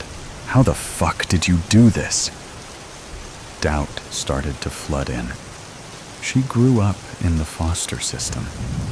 Did she have a sister she didn't know about? Did she have a twin? "Who is this?" she yelled as her frustration and fear grew. Still, no one met her eye or replied. "When did she arrive?" her colleague Nate asked. "Half an hour ago," Mike, her supervisor, replied. For once, she was early. "What the actual fuck, guys? You are going too far," she screamed. She liked these people. How could they be so cruel? Was this supposed to be some kind of lesson for her extreme tardiness? Like an extreme example of what could happen if she continued living her life, always running late. Ironically, I believe she was hit by a bus while she was running for a different one, Mike suggested. "Wow, death by bus," Angela quipped. "This is sick. It's not funny." "Who is this?" she cried. Mike stepped back right into her, literally into her. It was slowly dawning on Amelia that this wasn't a prank. She looked down at the corpse that was obviously hers. She was dead. She was hit by a bus. It was unfathomable, but she still had a lot to do. "I don't think there is a need for an autopsy," Mike announced. Slowly, everyone turned away, and Amelia took the chance to step closer to her body. "Wait!" she exclaimed. No one listened. Amelia remembered her last moments. She had gotten in an argument with a man near the bus stop. His attempt at catcalling was graphic and disturbing, and she told him, "Shut the fuck up, creep." He retorted with a comment suggesting she needed to be raped. "What the fuck is wrong with you?" Amelia demanded. "You're an uptight bitch who needs a good dicking down, whether you want one or not," he replied. "I don't have time for this," she mumbled to herself while looking around for help. She saw a cop car across the street and started to head that way.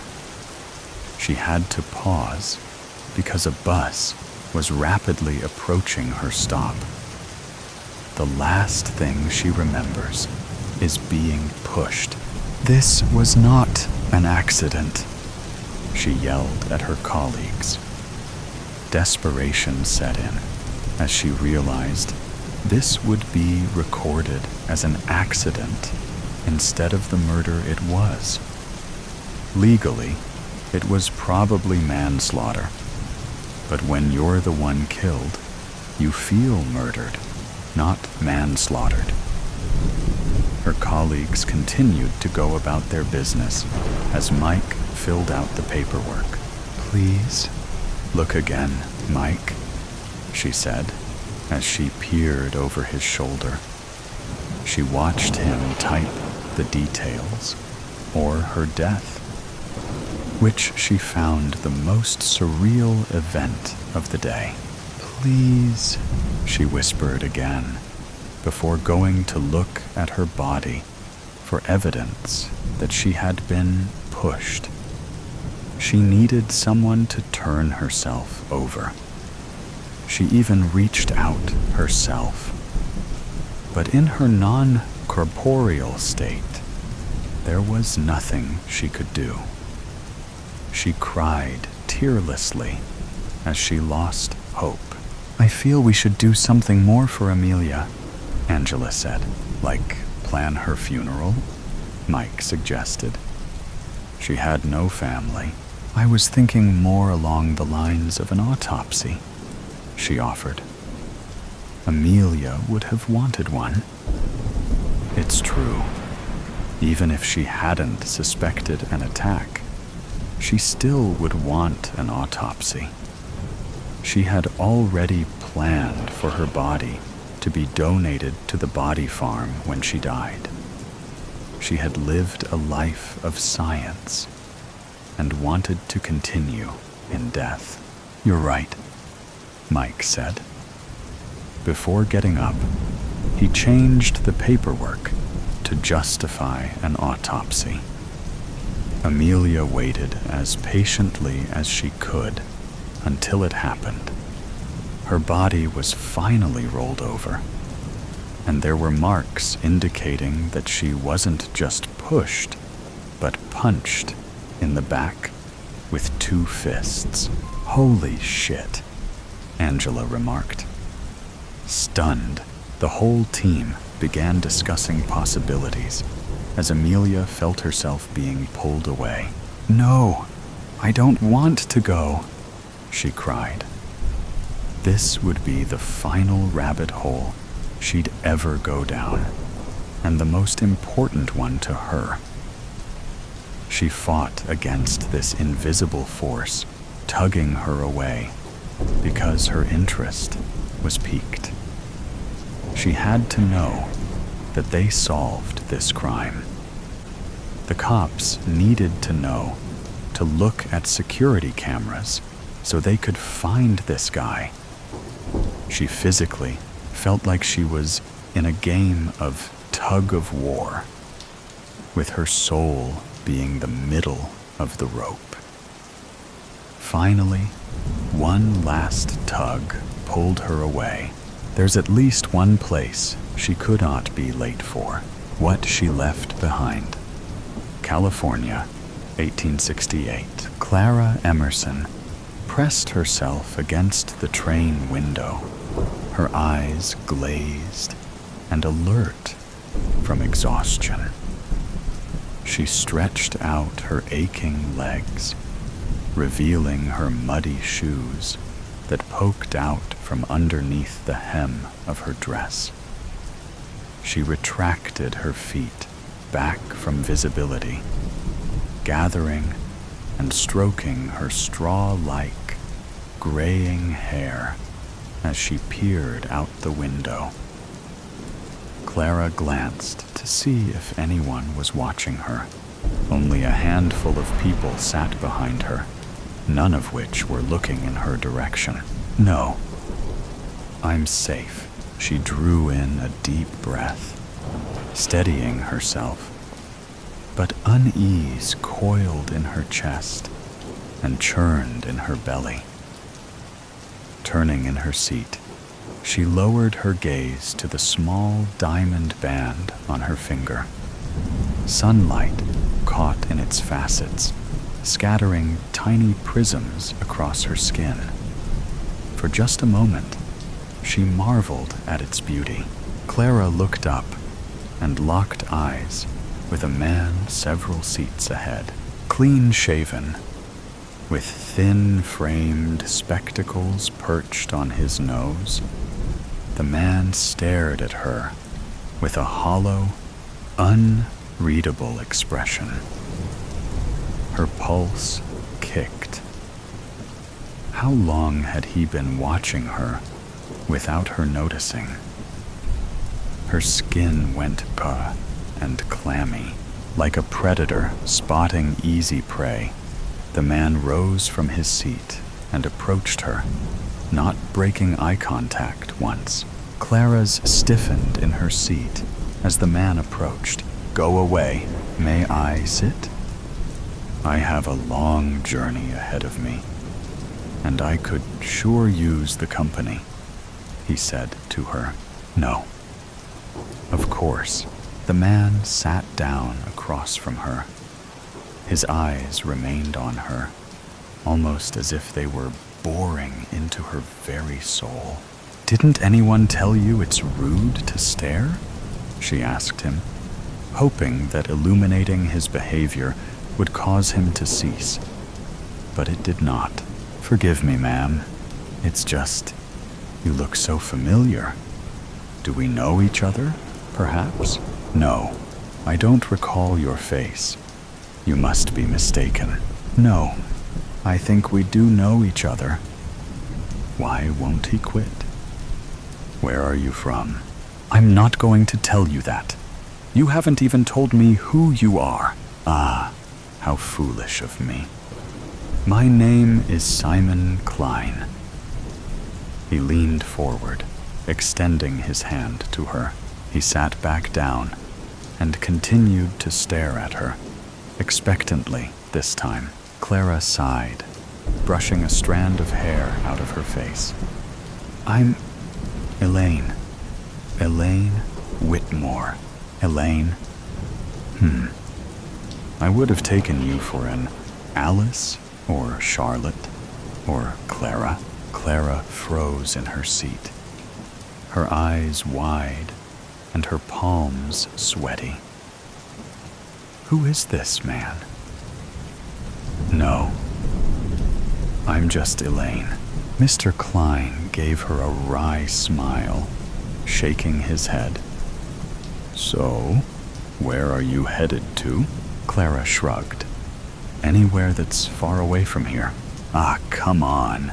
California's the place to be. There's opportunity here. Not for me. Not anymore. Shame, he said. What is? Mr. Klein chuckled. Surely you have friends or family that will miss you. It almost sounds like you're running away.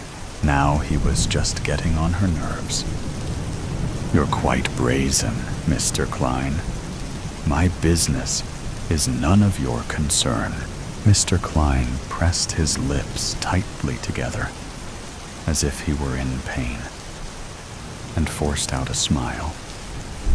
My apologies, Mrs. Whitmore. I never quite learned how to keep my nose out of others' affairs. I am a curious fellow, curious indeed. Hoping to break the tension, she pulled out a flask from underneath her shawl. Care for a drink? A wild glimmer in his eyes appeared. It was as if he wanted to reach out and strangle her. No, thank you, he said, his demeanor shifting. There was something dangerous underneath this man's calm exterior. Somehow, that made him more terrifying. If he were angry and violent from the start of their encounter, she could predict his next move and accept that she was under attack. But this man unnerved her to her core. There was something almost familiar about him. Gathering her shawl, she stood from her seat, and as steady as she could present herself to be, she faced him. I think I would prefer to be in my own company for the rest of the journey. Good day to you. Please, there's no need to leave. If you wish to be alone, I can accommodate. Mr. Klein stood, moving back to his original seat. Clara returned to hers, facing away from Mr. Klein this time. But she could still feel his eyes on her. She waited until the train had passed a dilapidated old shack close to the tracks before rising from her seat and creeping her way down toward the caboose. Her heart quickened, as did her pace. Excuse me, sir, she heard behind her. Sucking in a breath, she chanced a glance behind her, locking eyes with Mr. Klein, who was trailing close behind her. He did not smile this time at her. His eyes were cold and focused on her intently, like before. But there was a rage in those eyes, a bloodlust, in fact. She didn't think twice this time, turning and running down the aisle like a mad woman. She stumbled through the empty train carts, praying an escape plan would present itself to her before he reached her. But there wasn't enough time, and there was nowhere left to run. I'm trapped. She looked out the back window and considered the tracks. Maybe she could jump. Maybe. She might still have a chance. The door behind Clara creaked open. She spun around to see Mr. Klein reaching into his coat pocket, revealing a silver pistol. She backed away slowly, keeping her eyes trained on Mr. Klein, if that even was his name, and she pressed herself against the back door of the caboose. He pointed the barrel at her. Rage oozed out from beneath the calm, collected persona he performed earlier. His hand trembled, but he remained in control of himself for the moment. Clara trembled, terrified of what he would do to her. "What do you want from me? Why are you following me?" "I saw you," Mr. Klein said. "I saw what you did to my sister that night." Whatever she planned on saying to him, the words fell empty in her mouth. This is it. It's over. What?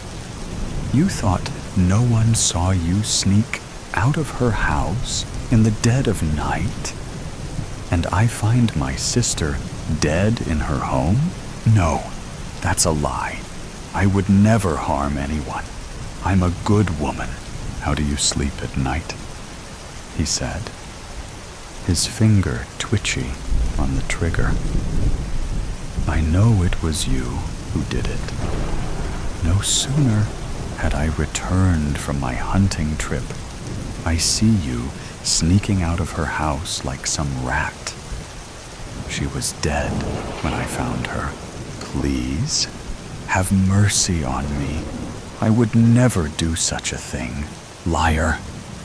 Mr. Klein drew closer. She fumbled for the handle behind her, desperate for escape. Her weight against the door caused it to swing open, landing her on her back. She held her hands over her head to shield herself. "Why?" he cried. "Why did you do it? Tell me!" A shrill, raspy whistle emanated from the front of the train, distracting Mr. Klein for the briefest moment. Clara seized the opportunity and kicked Mr. Klein in the shin, dropping him to his knees.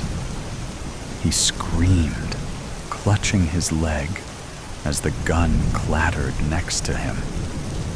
Without a second thought, she scrambled for the pistol and swiped it, aiming the barrel at him. "Get up," she said. Mr. Klein held his hands up, pushing himself up off the floor. "I'm not the one that deserves this. I'm not going to die today." She pressed her finger to the trigger, but it wouldn't budge. The hammer. Mr. Klein grabbed hold of the barrel and yanked it back hard. Too hard. Clara released the pistol, and with it, Mr. Klein, screaming as he staggered backward, tumbling off the train. He hit the tracks hard, rolling like a rag doll, before coming to rest, bloodied and limp, his lifeless eyes fixed toward the sky. The wind violently whipped Clara's hair as Mr. Klein's body disappeared beyond view. She steadied herself against the railing, her thumb absent-mindedly tracing the curve of the diamond. Lost in a thought she refused to finish, Jolt Bailey settled into his window seat. He watched other passengers navigate the aisle with their carry-ons. He saw a pretty young woman in sweats making her way toward him. He thought, "Where have I seen her?" He knew they hadn't met. With hardly a glance, she slid into the seat next to him, strapped herself in, and focused on her cell phone. Bailey stared out the window at airport staff prepping the jet for takeoff. Flying was a necessary evil for him. Its charms had faded years ago, but long overdue. He needed this trip. Hearing laughter, he turned toward the woman. The cause of her humor eluded him. Sensing his attention, she turned. "Can I help you? I'm sorry. I heard you laugh, and I was curious. Not that it's any of your business. I got a text from my agent." "You're right. None of my business." She turned away. Bailey said, "I know this sounds stupid, but do I know you? You look so familiar." Suppressing annoyance, she sighed. "You're asking me if you know me? Oh, for the good old days of trite pickup lines. No, really, I'm not. I wouldn't, not with that line." He laughed. "But no, I'm married, not hitting on you, but I could swear." She sighed. "You watch TV? I was in a movie last season." "Ah, right. Okay, cool. Sorry to bother you." Seeking distraction, he fiddled with the video display. Flight attendants worked their way up the aisle. They checked the overheads and confirmed that everyone was securely strapped in. The captain made announcements. Bailey checked his cell phone. An attendant asked him to shut it off until after takeoff. "Of course," he said. He placed it into his jacket pocket. All had settled. The plane began to taxi. Bailey corrected his perception that the exterior was moving and not the plane. Gets me every time. Once airborne, I can relax. The plane paused and then continued rolling forward. The woman turned to him. "I didn't mean to be short with you before. Nervous flyer. I'd usually be flattered if someone recognized me. You didn't do anything wrong." Bailey smiled. "Not a problem. I imagine fans wanting attention can wear thin. Someday, maybe. But hasn't happened yet. You're one of the few who's actually recognized me." "Okay then. Hi. I promise not to stalk you." They laughed. She said, "I'm Magnolia. Are you vacationing? Work trip? Glad to meet you." "I'm Bailey." "Nope. Off to see my kids. Hopefully reconcile with my wife." "Long story." "You? Getting married?" She displayed her ring for him to admire. It was huge. The plane accelerated.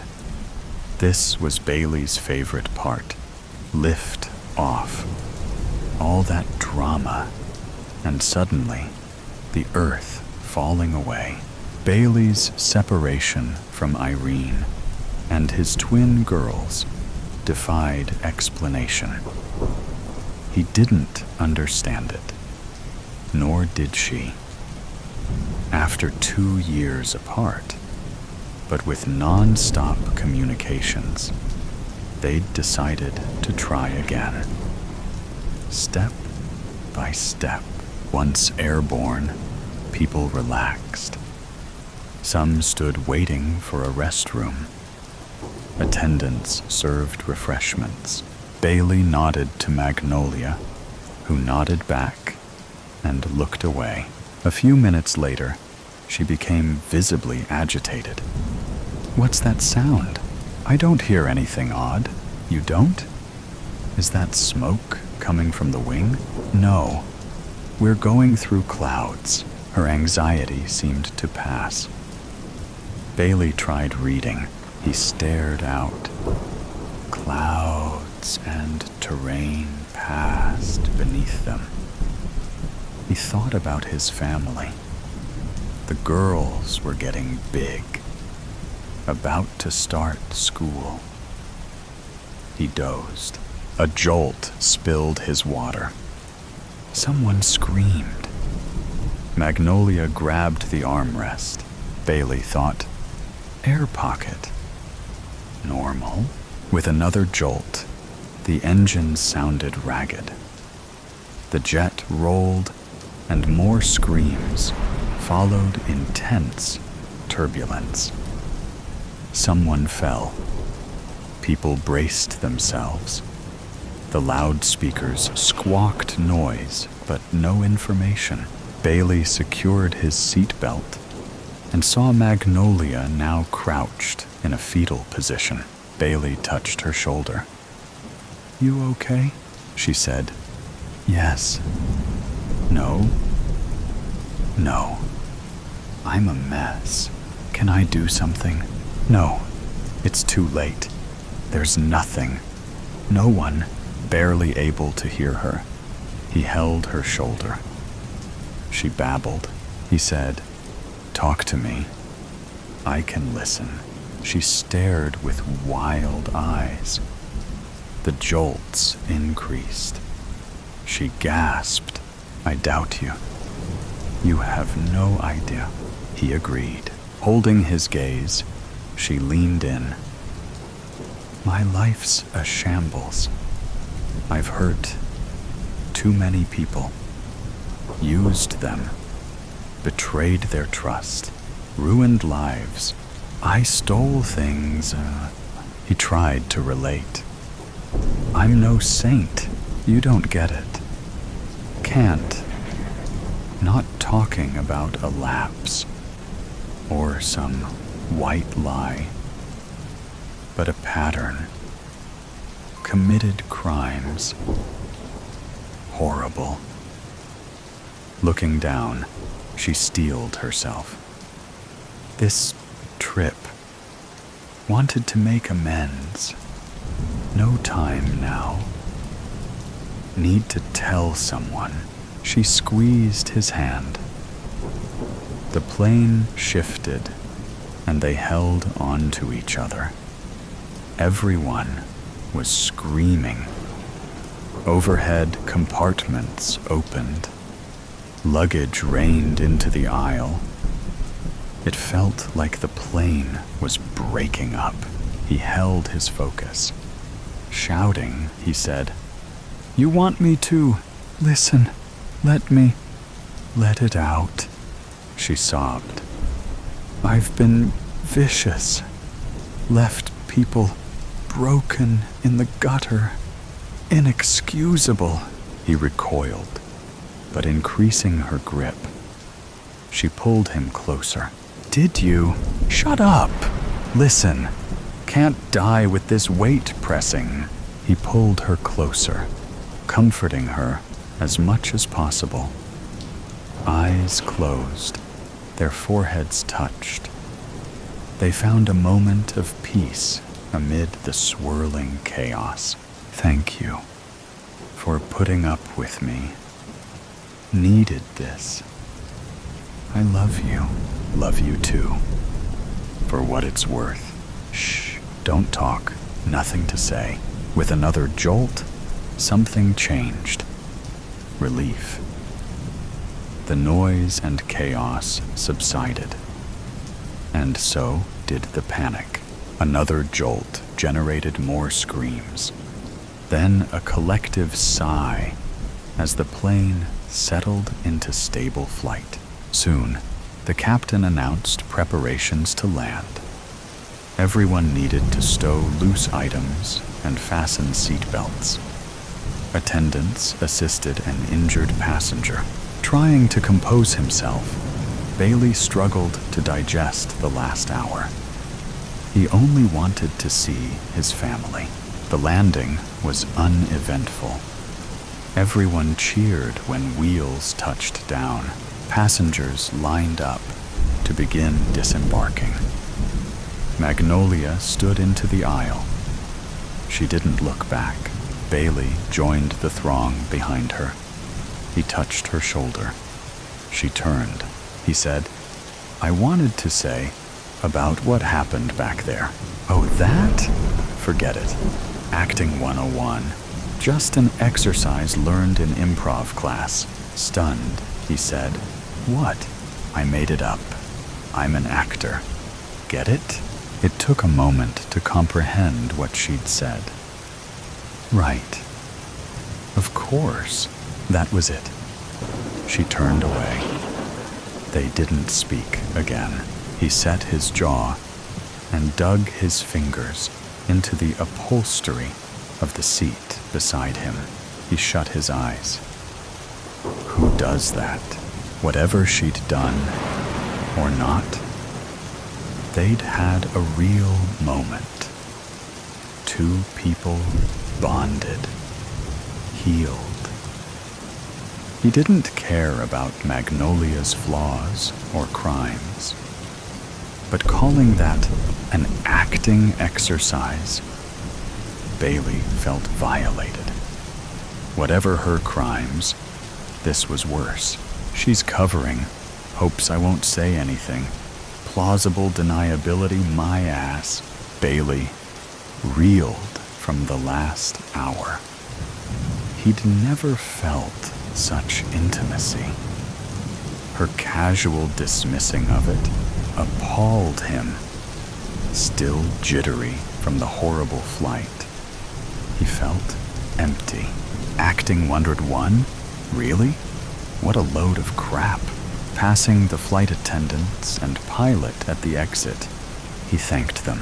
Once off the plane, they walked toward baggage claim, each playing the role of the strangers they were. Not enough distance. Descending on the escalator, he saw them and waved. His daughters broke from their mother and ran screaming to him. Each embraced a leg. Holding tight, laughing, Irene approached with a big smile. Embracing, they felt like family. Welcome back. How was your flight? Rough. But I'm here. I'm okay. She kissed him. I'm glad. They embraced again. Over Irene's shoulder, he saw Magnolia kissing her fiancé. Their eyes met. Smiling, she looked away. Bailey looked at her future husband. Poor sap. The crowd surged as the baggage carousel rumbled. He went to it and awaited his luggage. Reaching for his suitcase, he bumped into Magnolia, also reaching for his bag. He said, "This one's mine. Check the tag." She hesitated and stepped back. "You're right. Sorry." He hoisted the bag onto its wheels and walked to join his family. Nothing more to say. Lucien in the sky with diamonds. I really should have realized how vindictive Heather could be. what is that saying? Hell hath no fury like a woman scorned. When she found out I was seeing someone else and had traded her in for the other woman, a younger, prettier model, I just know that it was that very moment that she decided to exact her revenge.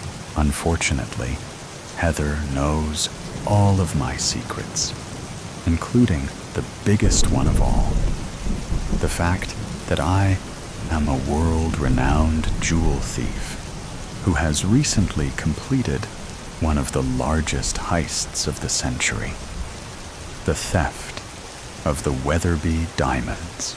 Yes, I stole the necklace quite smoothly and easily from its display case at the art museum. I won't go into all of the meticulous details of how I managed to pull off the job. Let's just say that I know exactly what I'm doing, and I plan everything to the nth degree. All of my operations normally run like a well-oiled machine. That is, if no one interferes with my flow. But no, Heather just had to throw a monkey wrench into my work. I have to take ownership of it, however. It was entirely my own fault. I got careless for a brief moment and let my guard down. One night, when I was feeling quite loose and relaxed, admittedly, I had also drunk too much wine. I had bragged to her of my prowess as a jewel thief. I probably also promised her the moon and stars at the time.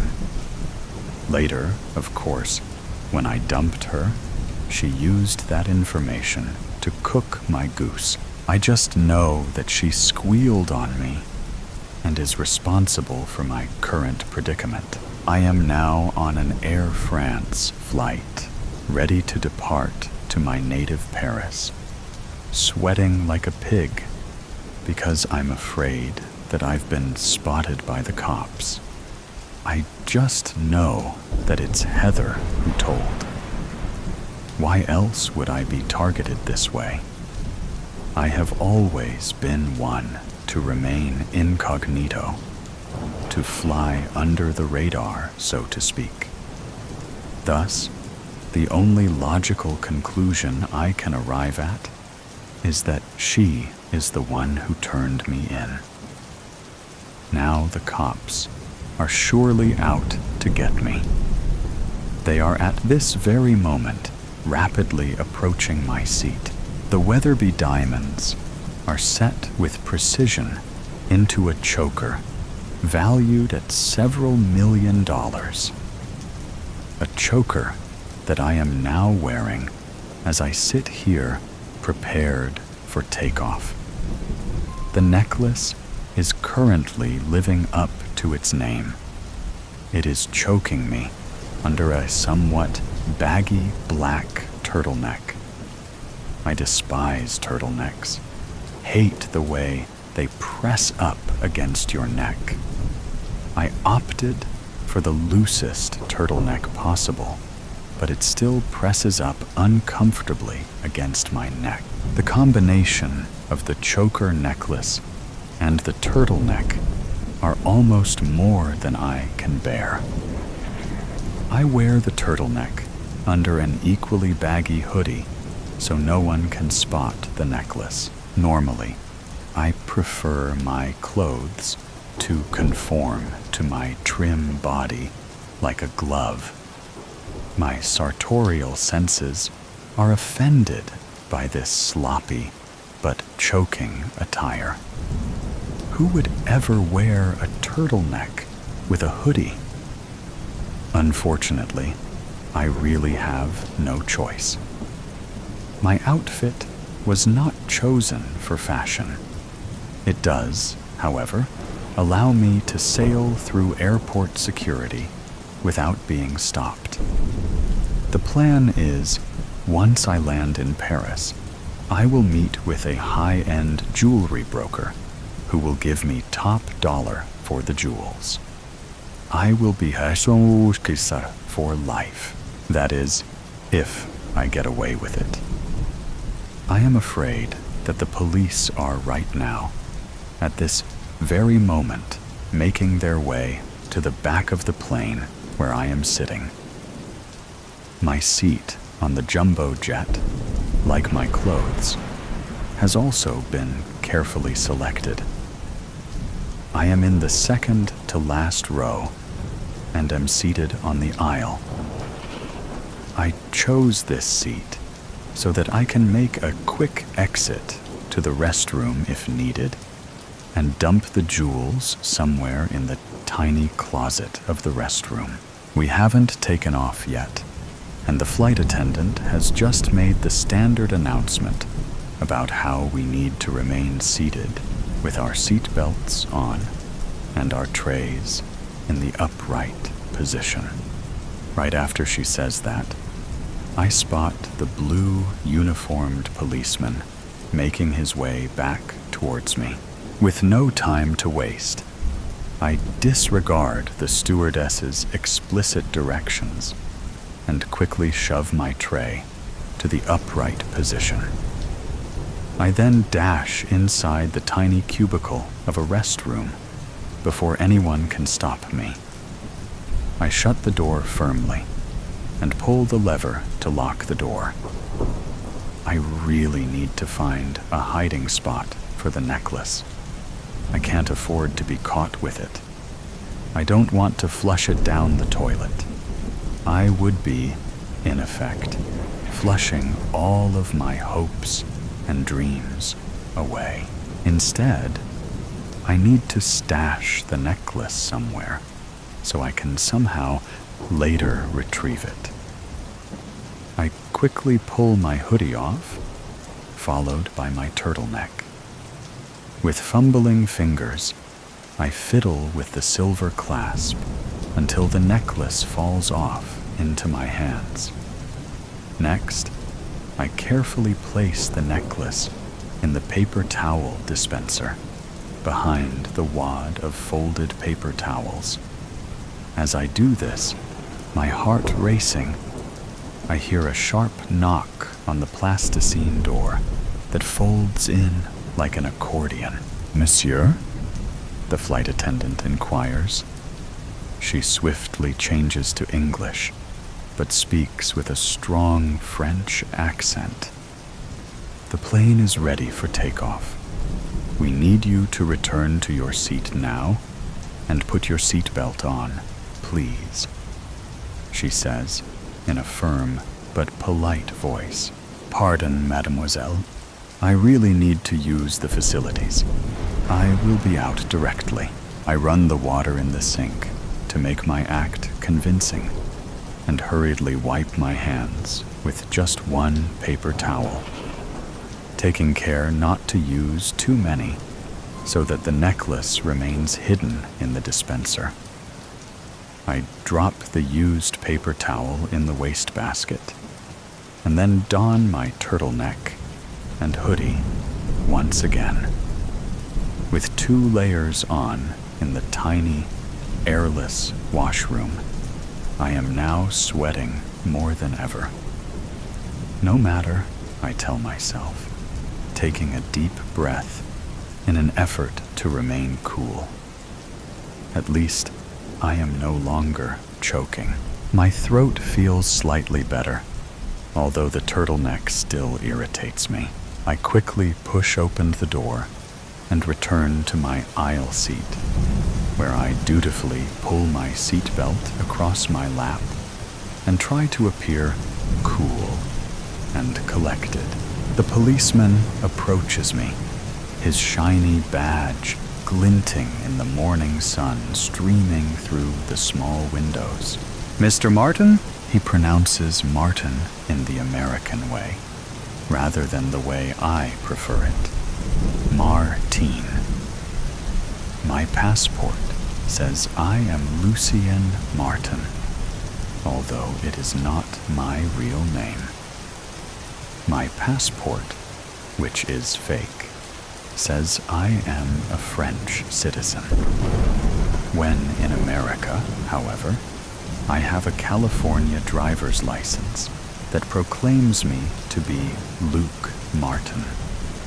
I have deliberately chosen a name that is very common, both in French and English.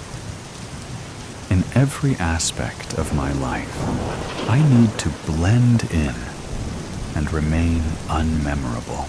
Yes, I answer politely. Please stand up. We need to do a pat search on you. Pat search? I repeat indignantly. What are you looking for? I am not at liberty to say. But with the Patriot Act, we have the right to search any and all air passengers at will.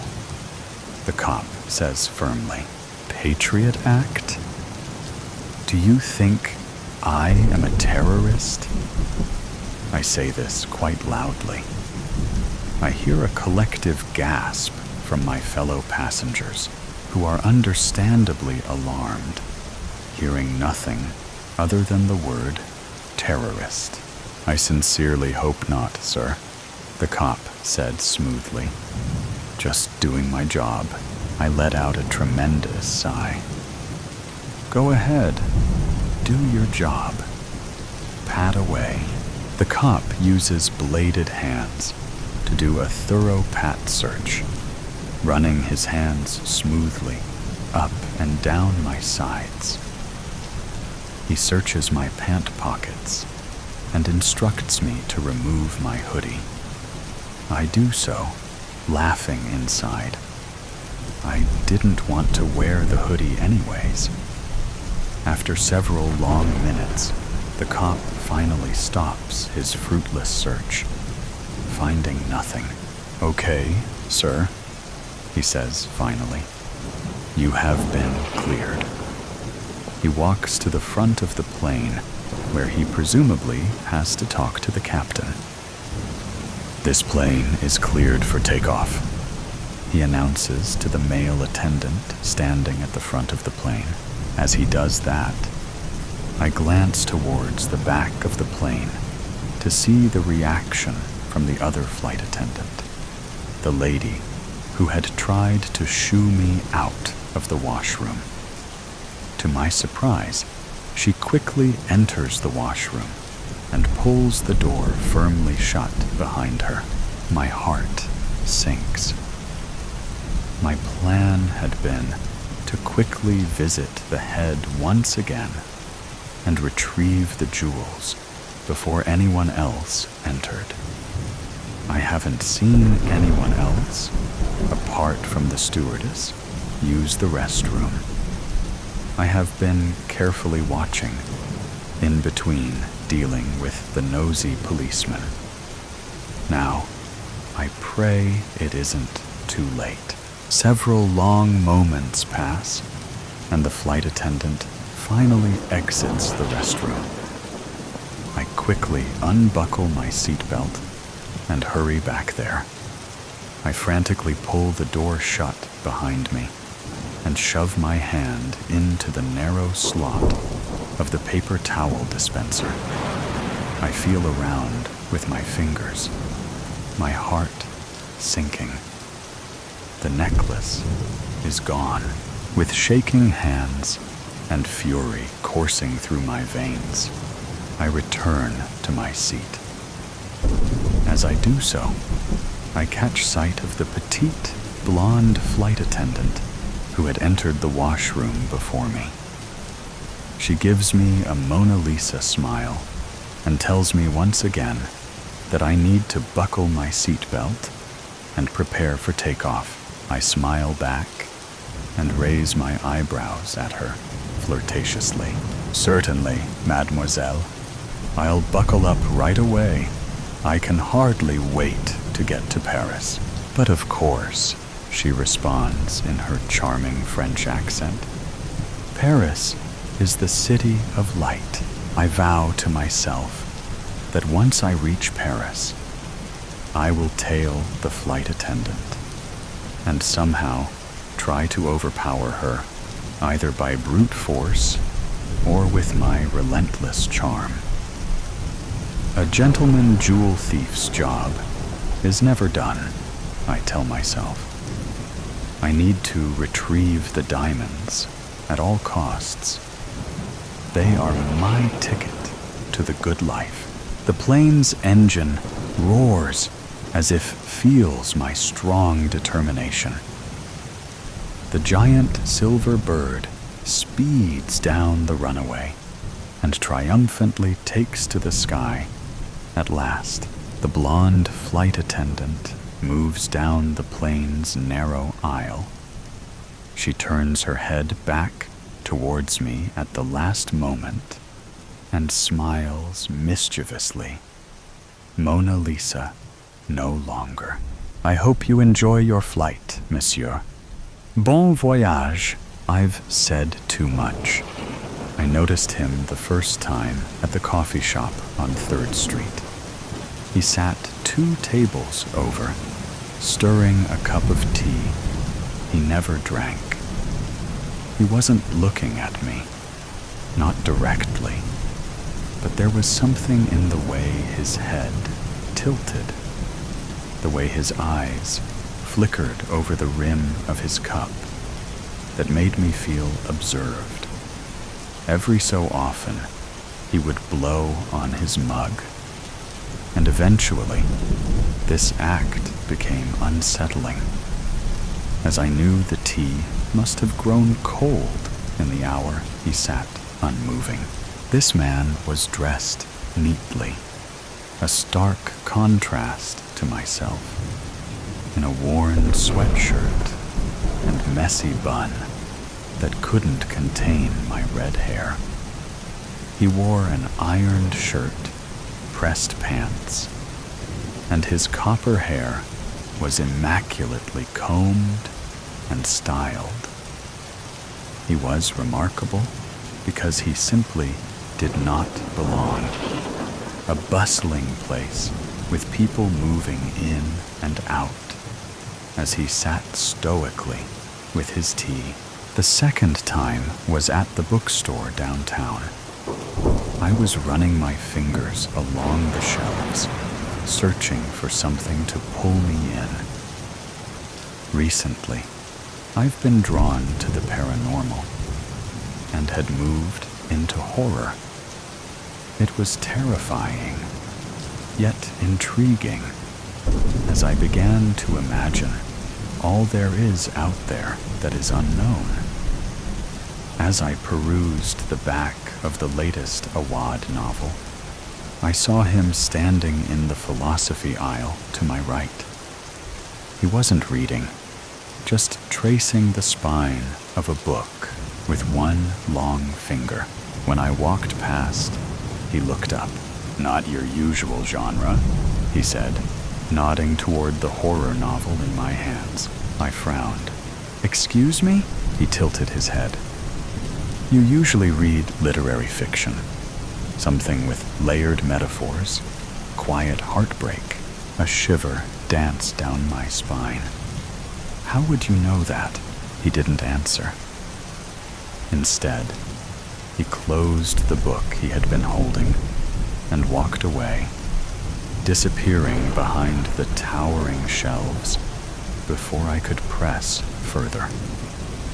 As I followed him, his pace quickened, dressed in seemingly the exact same clothes as days before, with a steady, strong step. I could not place him, though it felt like I knew him from somewhere. In my haste, without noticing, I had run into a display. As the books scattered to the floor, I muttered apologies to the staff member who ran over. I quickly looked up, and he was gone. By the 3rd time, I knew it wasn't a coincidence. I was at the park, spring in the air, though Lake Michigan was still hedged in ice dunes, which rose and fell in the evening light. my breath curling in front of me in soft clouds. He was sitting on a bench, his posture relaxed, hands resting in his lap. Unlike before, he didn't pretend not to notice me. I noticed he wore a scarf. A scarf, I swear, was my own. I had lost it many years ago, in grade school, and was scolded for my carelessness. It couldn't be, I thought, as I approached closer. His gaze lifted as I approached, as if he had been waiting. "You always take this route home." I stopped in my tracks. "What?" He smiled, but it wasn't a casual, friendly expression. It was something else, something knowing. "The same path, every evening. You like the way the light hits the water at this hour." My pulse quickened. "Are you following me?" He didn't answer right away. Instead, he gestured to the lake. There's something peaceful about watching things move where they aren't meant to be. The way ripples distort reflections. Everything familiar becomes something else. I crossed my arms.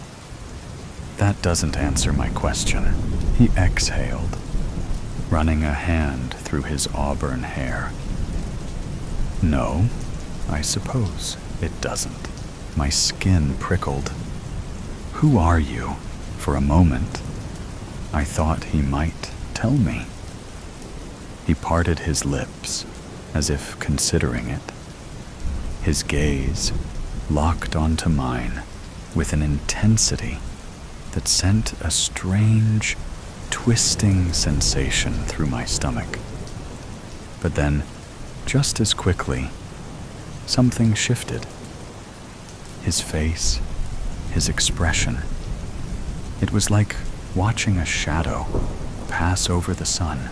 "I've said too much," he murmured, more to himself than to me. He stood, brushing invisible dust from his coat. "Forget this conversation." My heart pounded. "Forget it?" He nodded, his voice quiet. "It's better that way." And then he turned, walking away with an unsettling hum.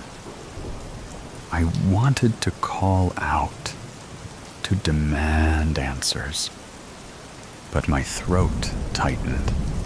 I could only watch as he disappeared into the trees on the shoreline, his silhouette dissolving in the twilight. It wasn't until I turned back toward the path, heart hammering, that I realized something strange. There were no footprints where he had been standing, and the air where he had spoken still carried the scent of something I couldn't quite name. Something like old paper, burnt cedar, and a storm about to break. I don't remember deciding to come here. One moment, I was standing in the park.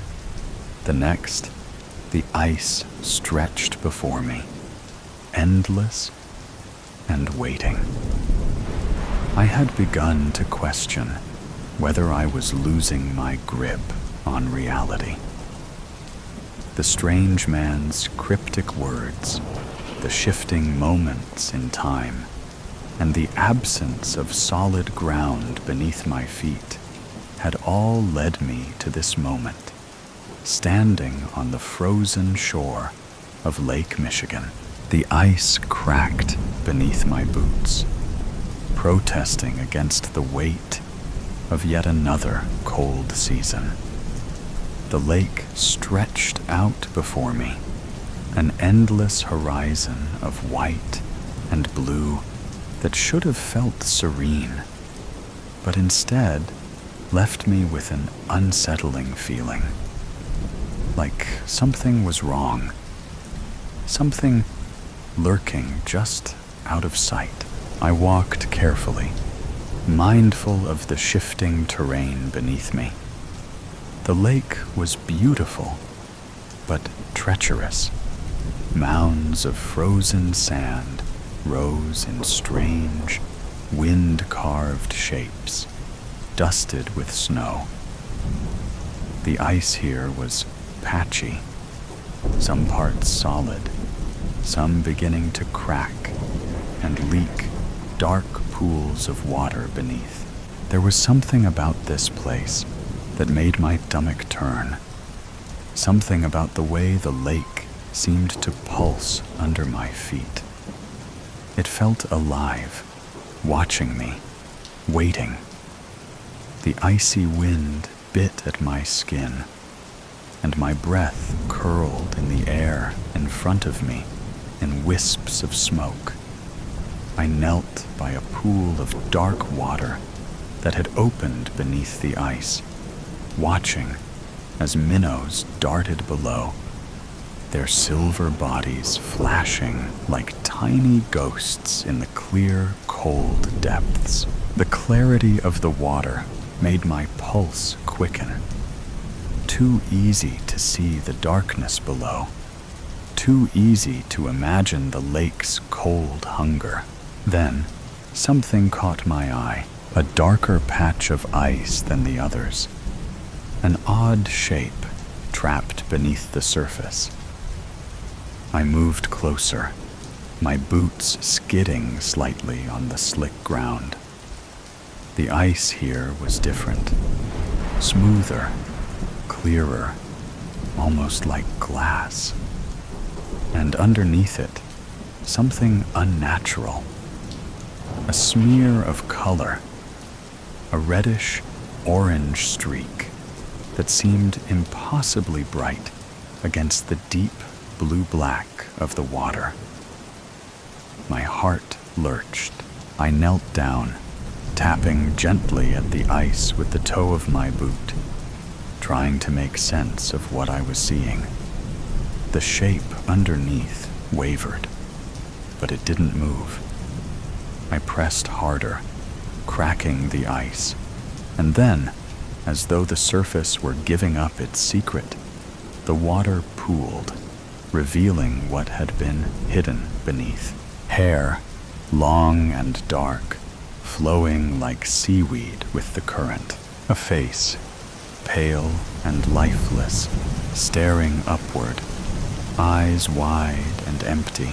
My breath caught. A sharp, cold terror raced through my veins.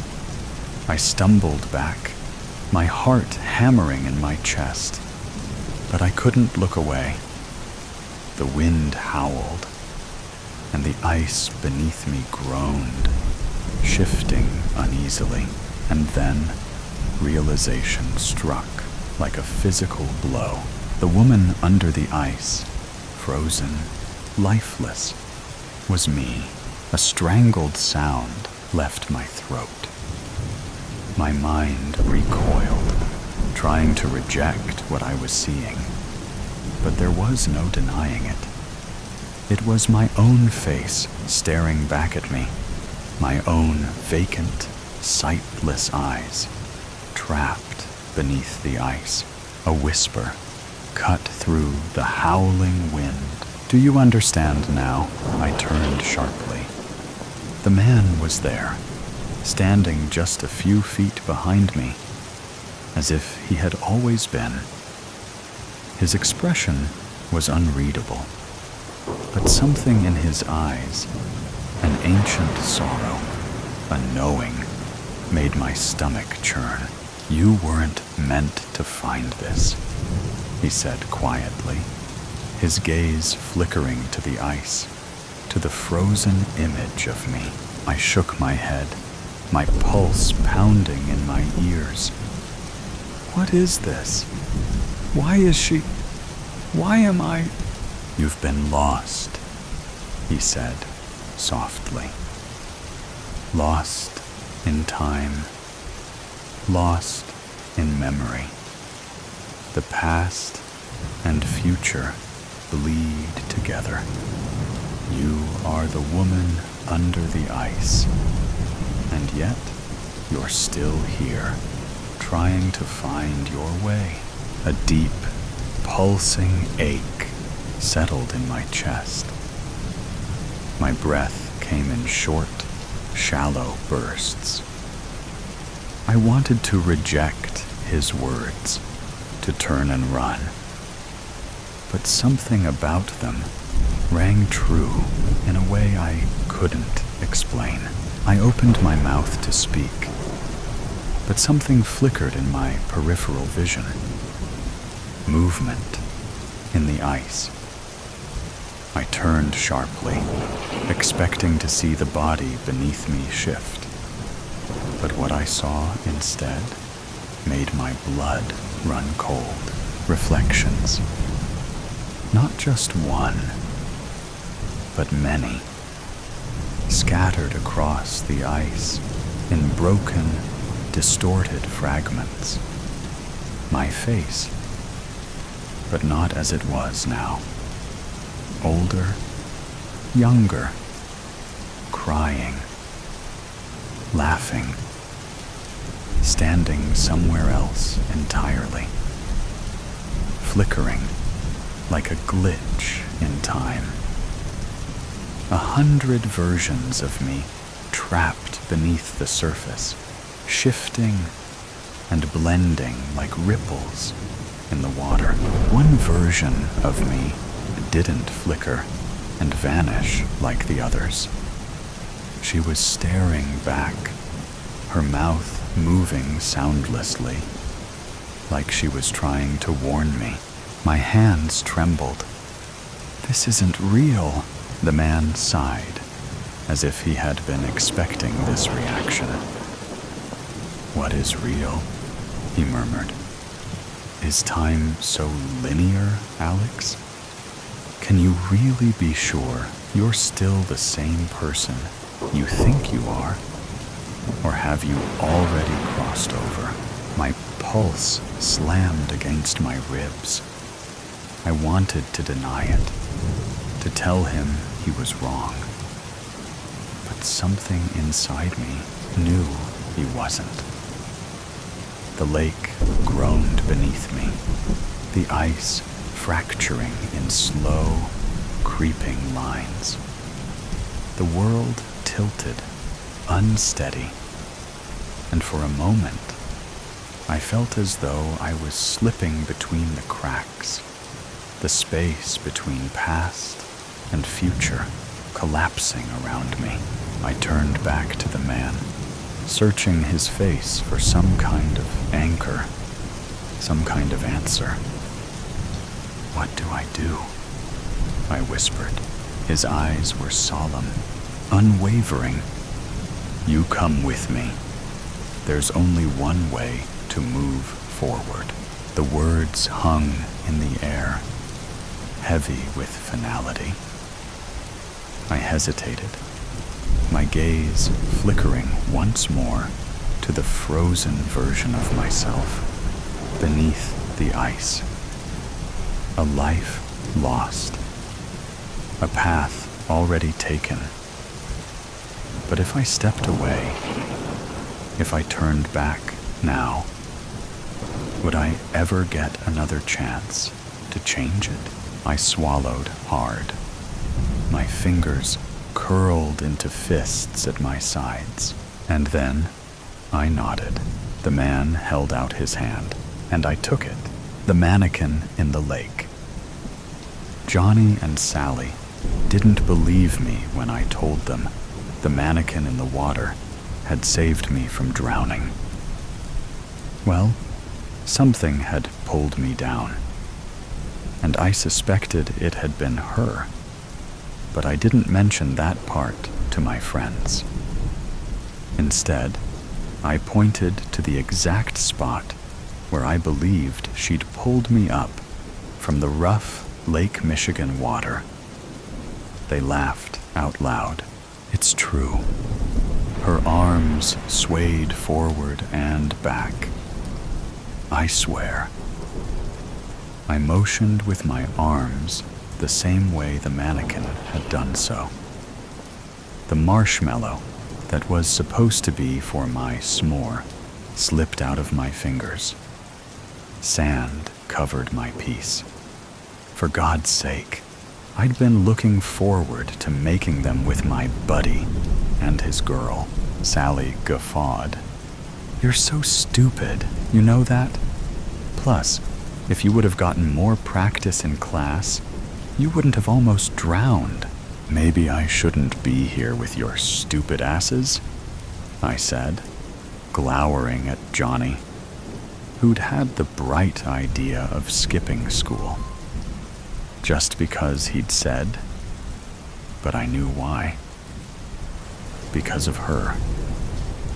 Johnny had skipped school so many times that the teachers probably didn't even care to find out where he was. Me, though, this was only my second time. The first time was just a few days ago, the day the mannequin had saved me. I hurled the marshmallow into the water and watched as it floated away. But when the tip of a mannequin's fingers sprang out of the water and took my piece in, a shiver ran down from the top of my head to the end of my toes. Did you guys see that? Bro! Here. Johnny split his s'more in half. The gooey center stretching like fresh out of the deep fryer mozzarella sticks. My buddy Johnny and I had been friends for 4 years now. Since first grade. My only friend. All the other kids sided with him always. But when I tried talking to them, they'd ignore me. Yes, I longed for more friends.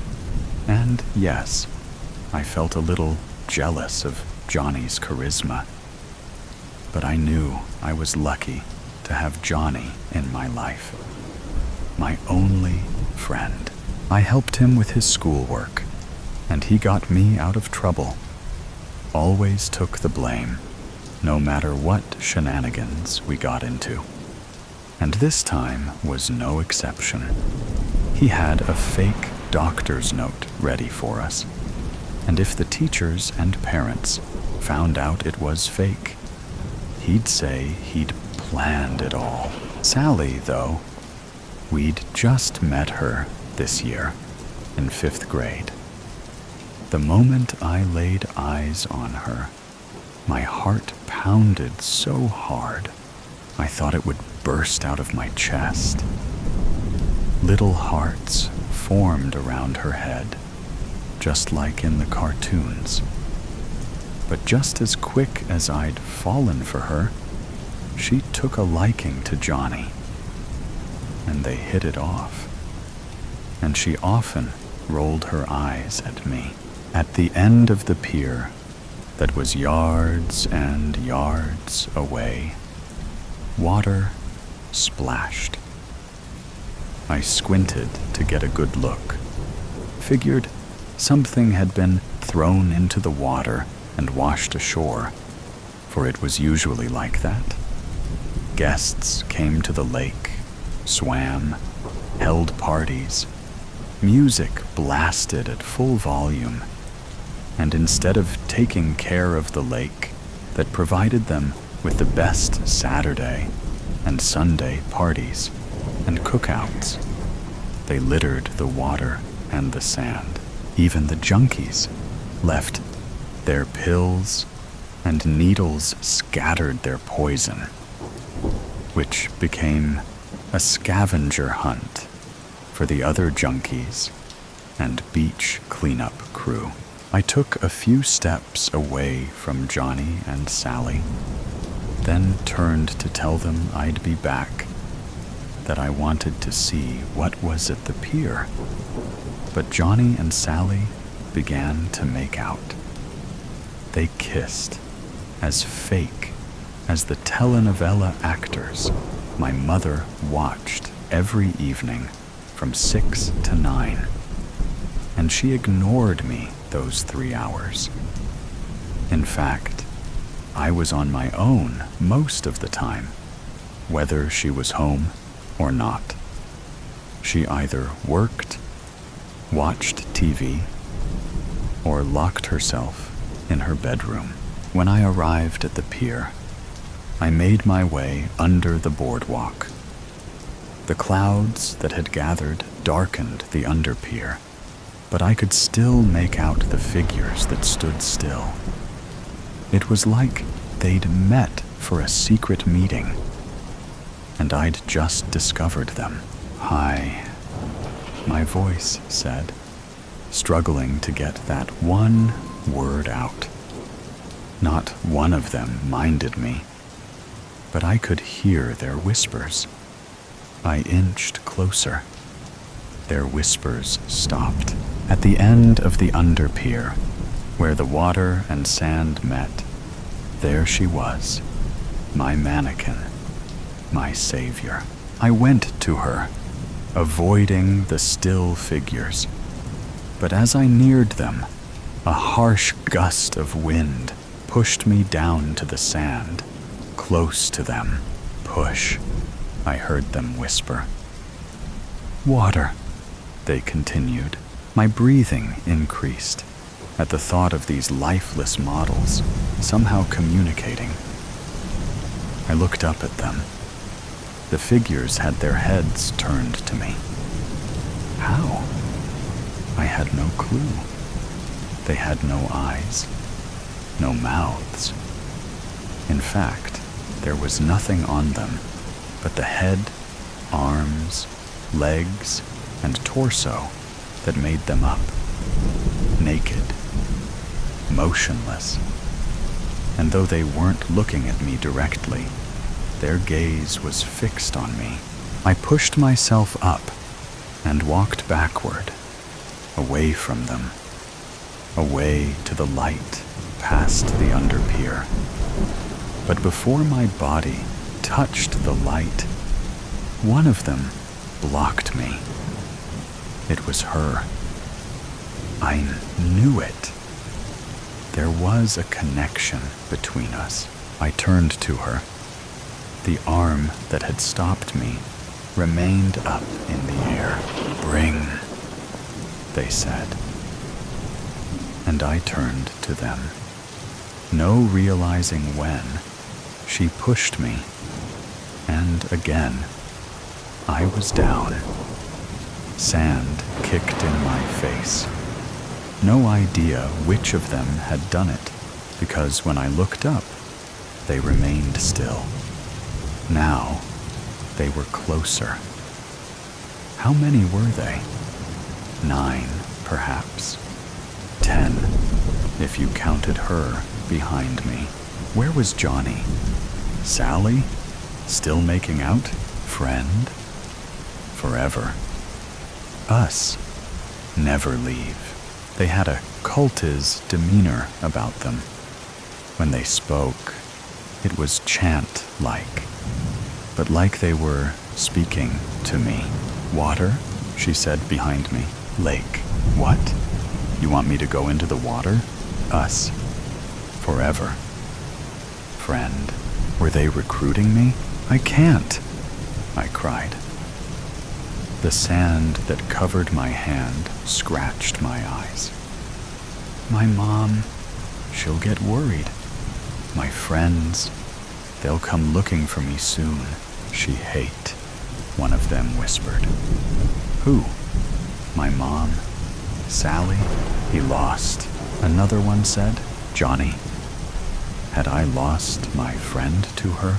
We friends.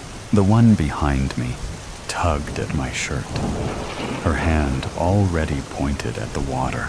I turned to my friends. For a moment, it looked like Johnny had noticed me and locked eyes with me. Then, Sally turned his face away to hers. Whether she hated me or disliked me, what was true was that she didn't consider me her friend. She was all about Johnny. I turned to the mannequins under the pier. There were 8 now, plus she, who had saved me, still behind me. The one missing was now in the lake, its torso above the water, its arms extended, ready to receive me. Friends forever, I whispered. The silent car. Sarah slid through the closing subway doors, just in time, glancing through the windows at the platform, happy to be heading home. The soft chime alerted the passengers that the train was leaving her stop. She sunk into the closest seat, feeling the cold plastic chill her legs through her jeans, sighing as she rubbed at her tired eyes with her palms. It felt good to finally sit down after such a long day. Her body lurched gently as she was transported through the underground tunnel. She had a long ride, even with the trains running express after midnight, and all she wanted to do was sleep. Her usual routine involved reading books to stay awake on her commute home. But even holding her book felt like too much work tonight. The car was silent, but there were more people than she would have expected. There must have been some kind of event, because usually the only other people taking her subway this late at night were the kind that you had to worry about. But they looked like regular people, just a few stragglers making their way back home. Glancing around, she noticed the other passengers were seated quietly, probably just as tired as her. Their eyes were fixed blankly ahead on the seat in front of them, or watching the dark, steady blur of the tunnel pass by outside of the train windows. Sarah settled in for the long ride, slumping deeper into her seat. She opened her book, staring intently at the first paragraph. She willed the comprehension of the words to come to her. But the words just looked like symbols, refusing to form meaning in her brain. Sarah sighed, closing her book again. She glanced up, making eye contact with a middle-aged woman across the row. Automatically, she turned her gaze away, but something felt off. The woman was still looking at her, gripping a handbag on her lap. Sarah snuck another peek, wondering what this lady's problem was. Her eyes were open, but she was staring past Sarah, at the space where she sat, motionless. Feeling uneasy, Sarah leaned forward slightly. Are you okay?" Sarah called out gently. The woman looked like a statue, not blinking or moving, and urgency cut through Sarah's tiredness. No response. Sarah felt her cheeks get hot, as she tended to flush red when she was nervous. This was weird, in a bad way. She turned to the next person she could see, finding a college-aged young man beside her. He wore baggy jeans and had a big pair of earphones around his neck. His eyes were fixed forward with the same vacant stare. Her voice shook now. "Hello?" A cold sweat flashed across the top of her lip. She swiped at it as she stood abruptly. The book that had been in her lap tumbled to the floor. Panicked, she made her way to the next person. She checked passenger after passenger, professionally dressed men and women. younger-looking students or interns, even a woman with a little dog on her lap. Horrified, she found that the dog was frozen too. She started with polite taps and a low voice, and built up to violently shaking shoulders, pleading for someone to just say or do anything. She dreaded the same look on every face, present yet utterly absent. The lights were all on, but no one was home. The subway hit a turn, and Sarah was propelled sideways. She grabbed a rail, gripping the cool metal and using it to help her keep her balance as she rushed to the end of the car. She shot a hand out for the door handle that connected her car to the next one. Her stomach dropped as the handle refused to budge. Locked. She pounded on the glass, but the next car appeared equally motionless. The train lights flickered, and for a brief moment, she could not see as the car was plunged into darkness. She held her breath as her heart hammered against her ribs, threatening to jump out of her chest and escape. When the lights returned, her skin crawled with dread. Every passenger was now standing perfectly still, staring directly at her. She backed against the door, her mind spiraling. "Please," she whispered. She wanted to close her eyes. She couldn't, though. She was too afraid of what might happen if she looked away. Instead of words, she heard whispers. Soft at first, like the jostling and whooshing noises from the train in motion, but quickly growing louder. They filled the car, echoing unintelligible murmurs. The voices were angry, thick with accusation in her ears. What had she done to upset them? "Stop!" Sarah cried. She jammed her fingers into her ears, plugging them. It didn't help. The whispers grew louder and louder, judging her and taunting her and blaming her. For what? Suddenly, the subway jolted sharply to the right, knocking her off balance. Sarah fell. She felt herself falling for too long, waiting for the impact of the dirty car floor. She gasped sharply, jerking awake.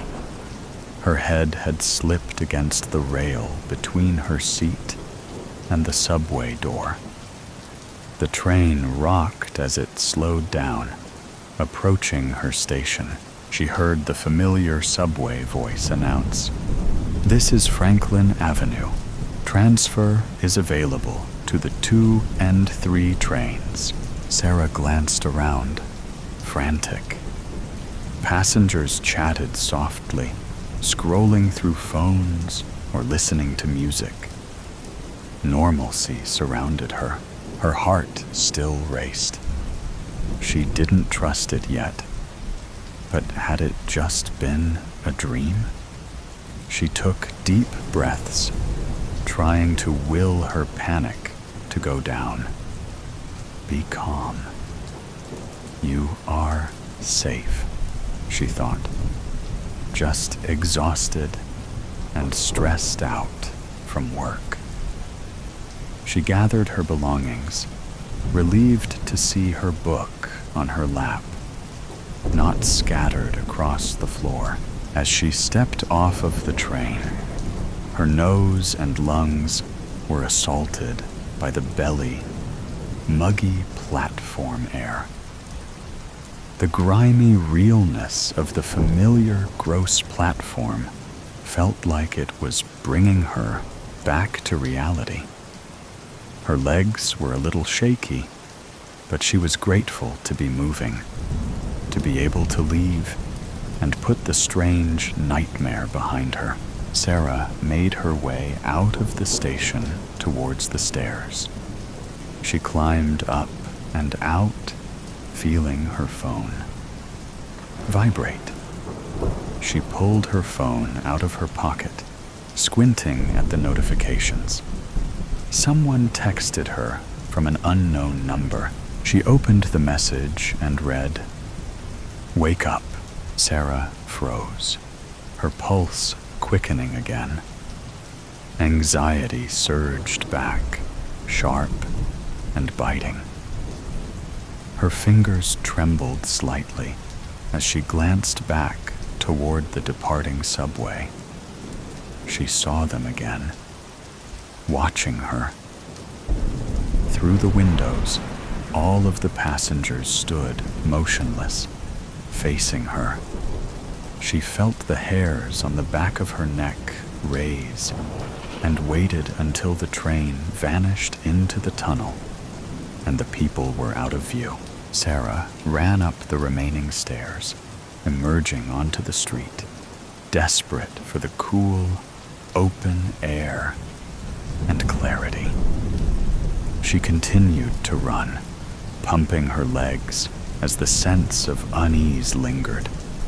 She glanced repeatedly at the people passing by her on the sidewalk, wondering if they were going to have that haunting, identical expression on their faces. She made it to her walk-up apartment, sprinting up 4 flights of narrow stairs, quickly unlocking the door and shoving herself inside. Sarah double-locked the door and pressed her forehead into the wood as she looked out of the peephole. What if they followed her home? She waited, forcing herself to breathe as quietly as possible, to see if they would appear at the top of the stairs on her floor. "Come on," she said out loud to herself. "Get it together." She opened her phone again, rereading the unsettling message. "Wake up," she typed back cautiously. "Who is this?" The reply was instant. "You know who. You saw us." Her breath caught in her throat, fingers gripping the phone so tightly her knuckles whitened. Sarah tried to will the nightmare away, but the vacant faces, whispered accusations, and the locked subway doors all followed her. She stumbled to her window, looking down at the street below. Cars rushed past, their honking sounds reaching her window. New Yorkers moved briskly at their quick walking pace, looking like dozens of little ants with places to be. As she stared, her reflection in the window twisted subtly. For a split second, her own eyes stared back, wide and vacant, mirroring the subway passengers. Sarah gasped, jerking away from the glass. She collapsed heavily on her couch, pressing her shaking hands into the cushions to try and ground herself. There's no way that was real, she told herself. Her vision was tunneling, blurred by exhaustion and fear. Her breathing came manually. In and out, she willed herself. In and out. In and out. In and... So today's story has come to an end. Or perhaps it never really ended. There are mysteries still there, questions still unanswered, and sometimes things that seem to only exist in stories can creep into reality in unexpected ways. Are you sure that when you turn off the sound, everything around you will still be normal as before? Or is there something watching you? Either way, always remember that these are just stories, or at least we want to believe that they are. If you like moments of suspense, tension, and breathlessness, don't forget to follow me so you don't miss the next stories. And next time, when you come back, make sure you are ready, because what awaits you may be even scarier than you thought. See you again if you still have the courage to continue listening.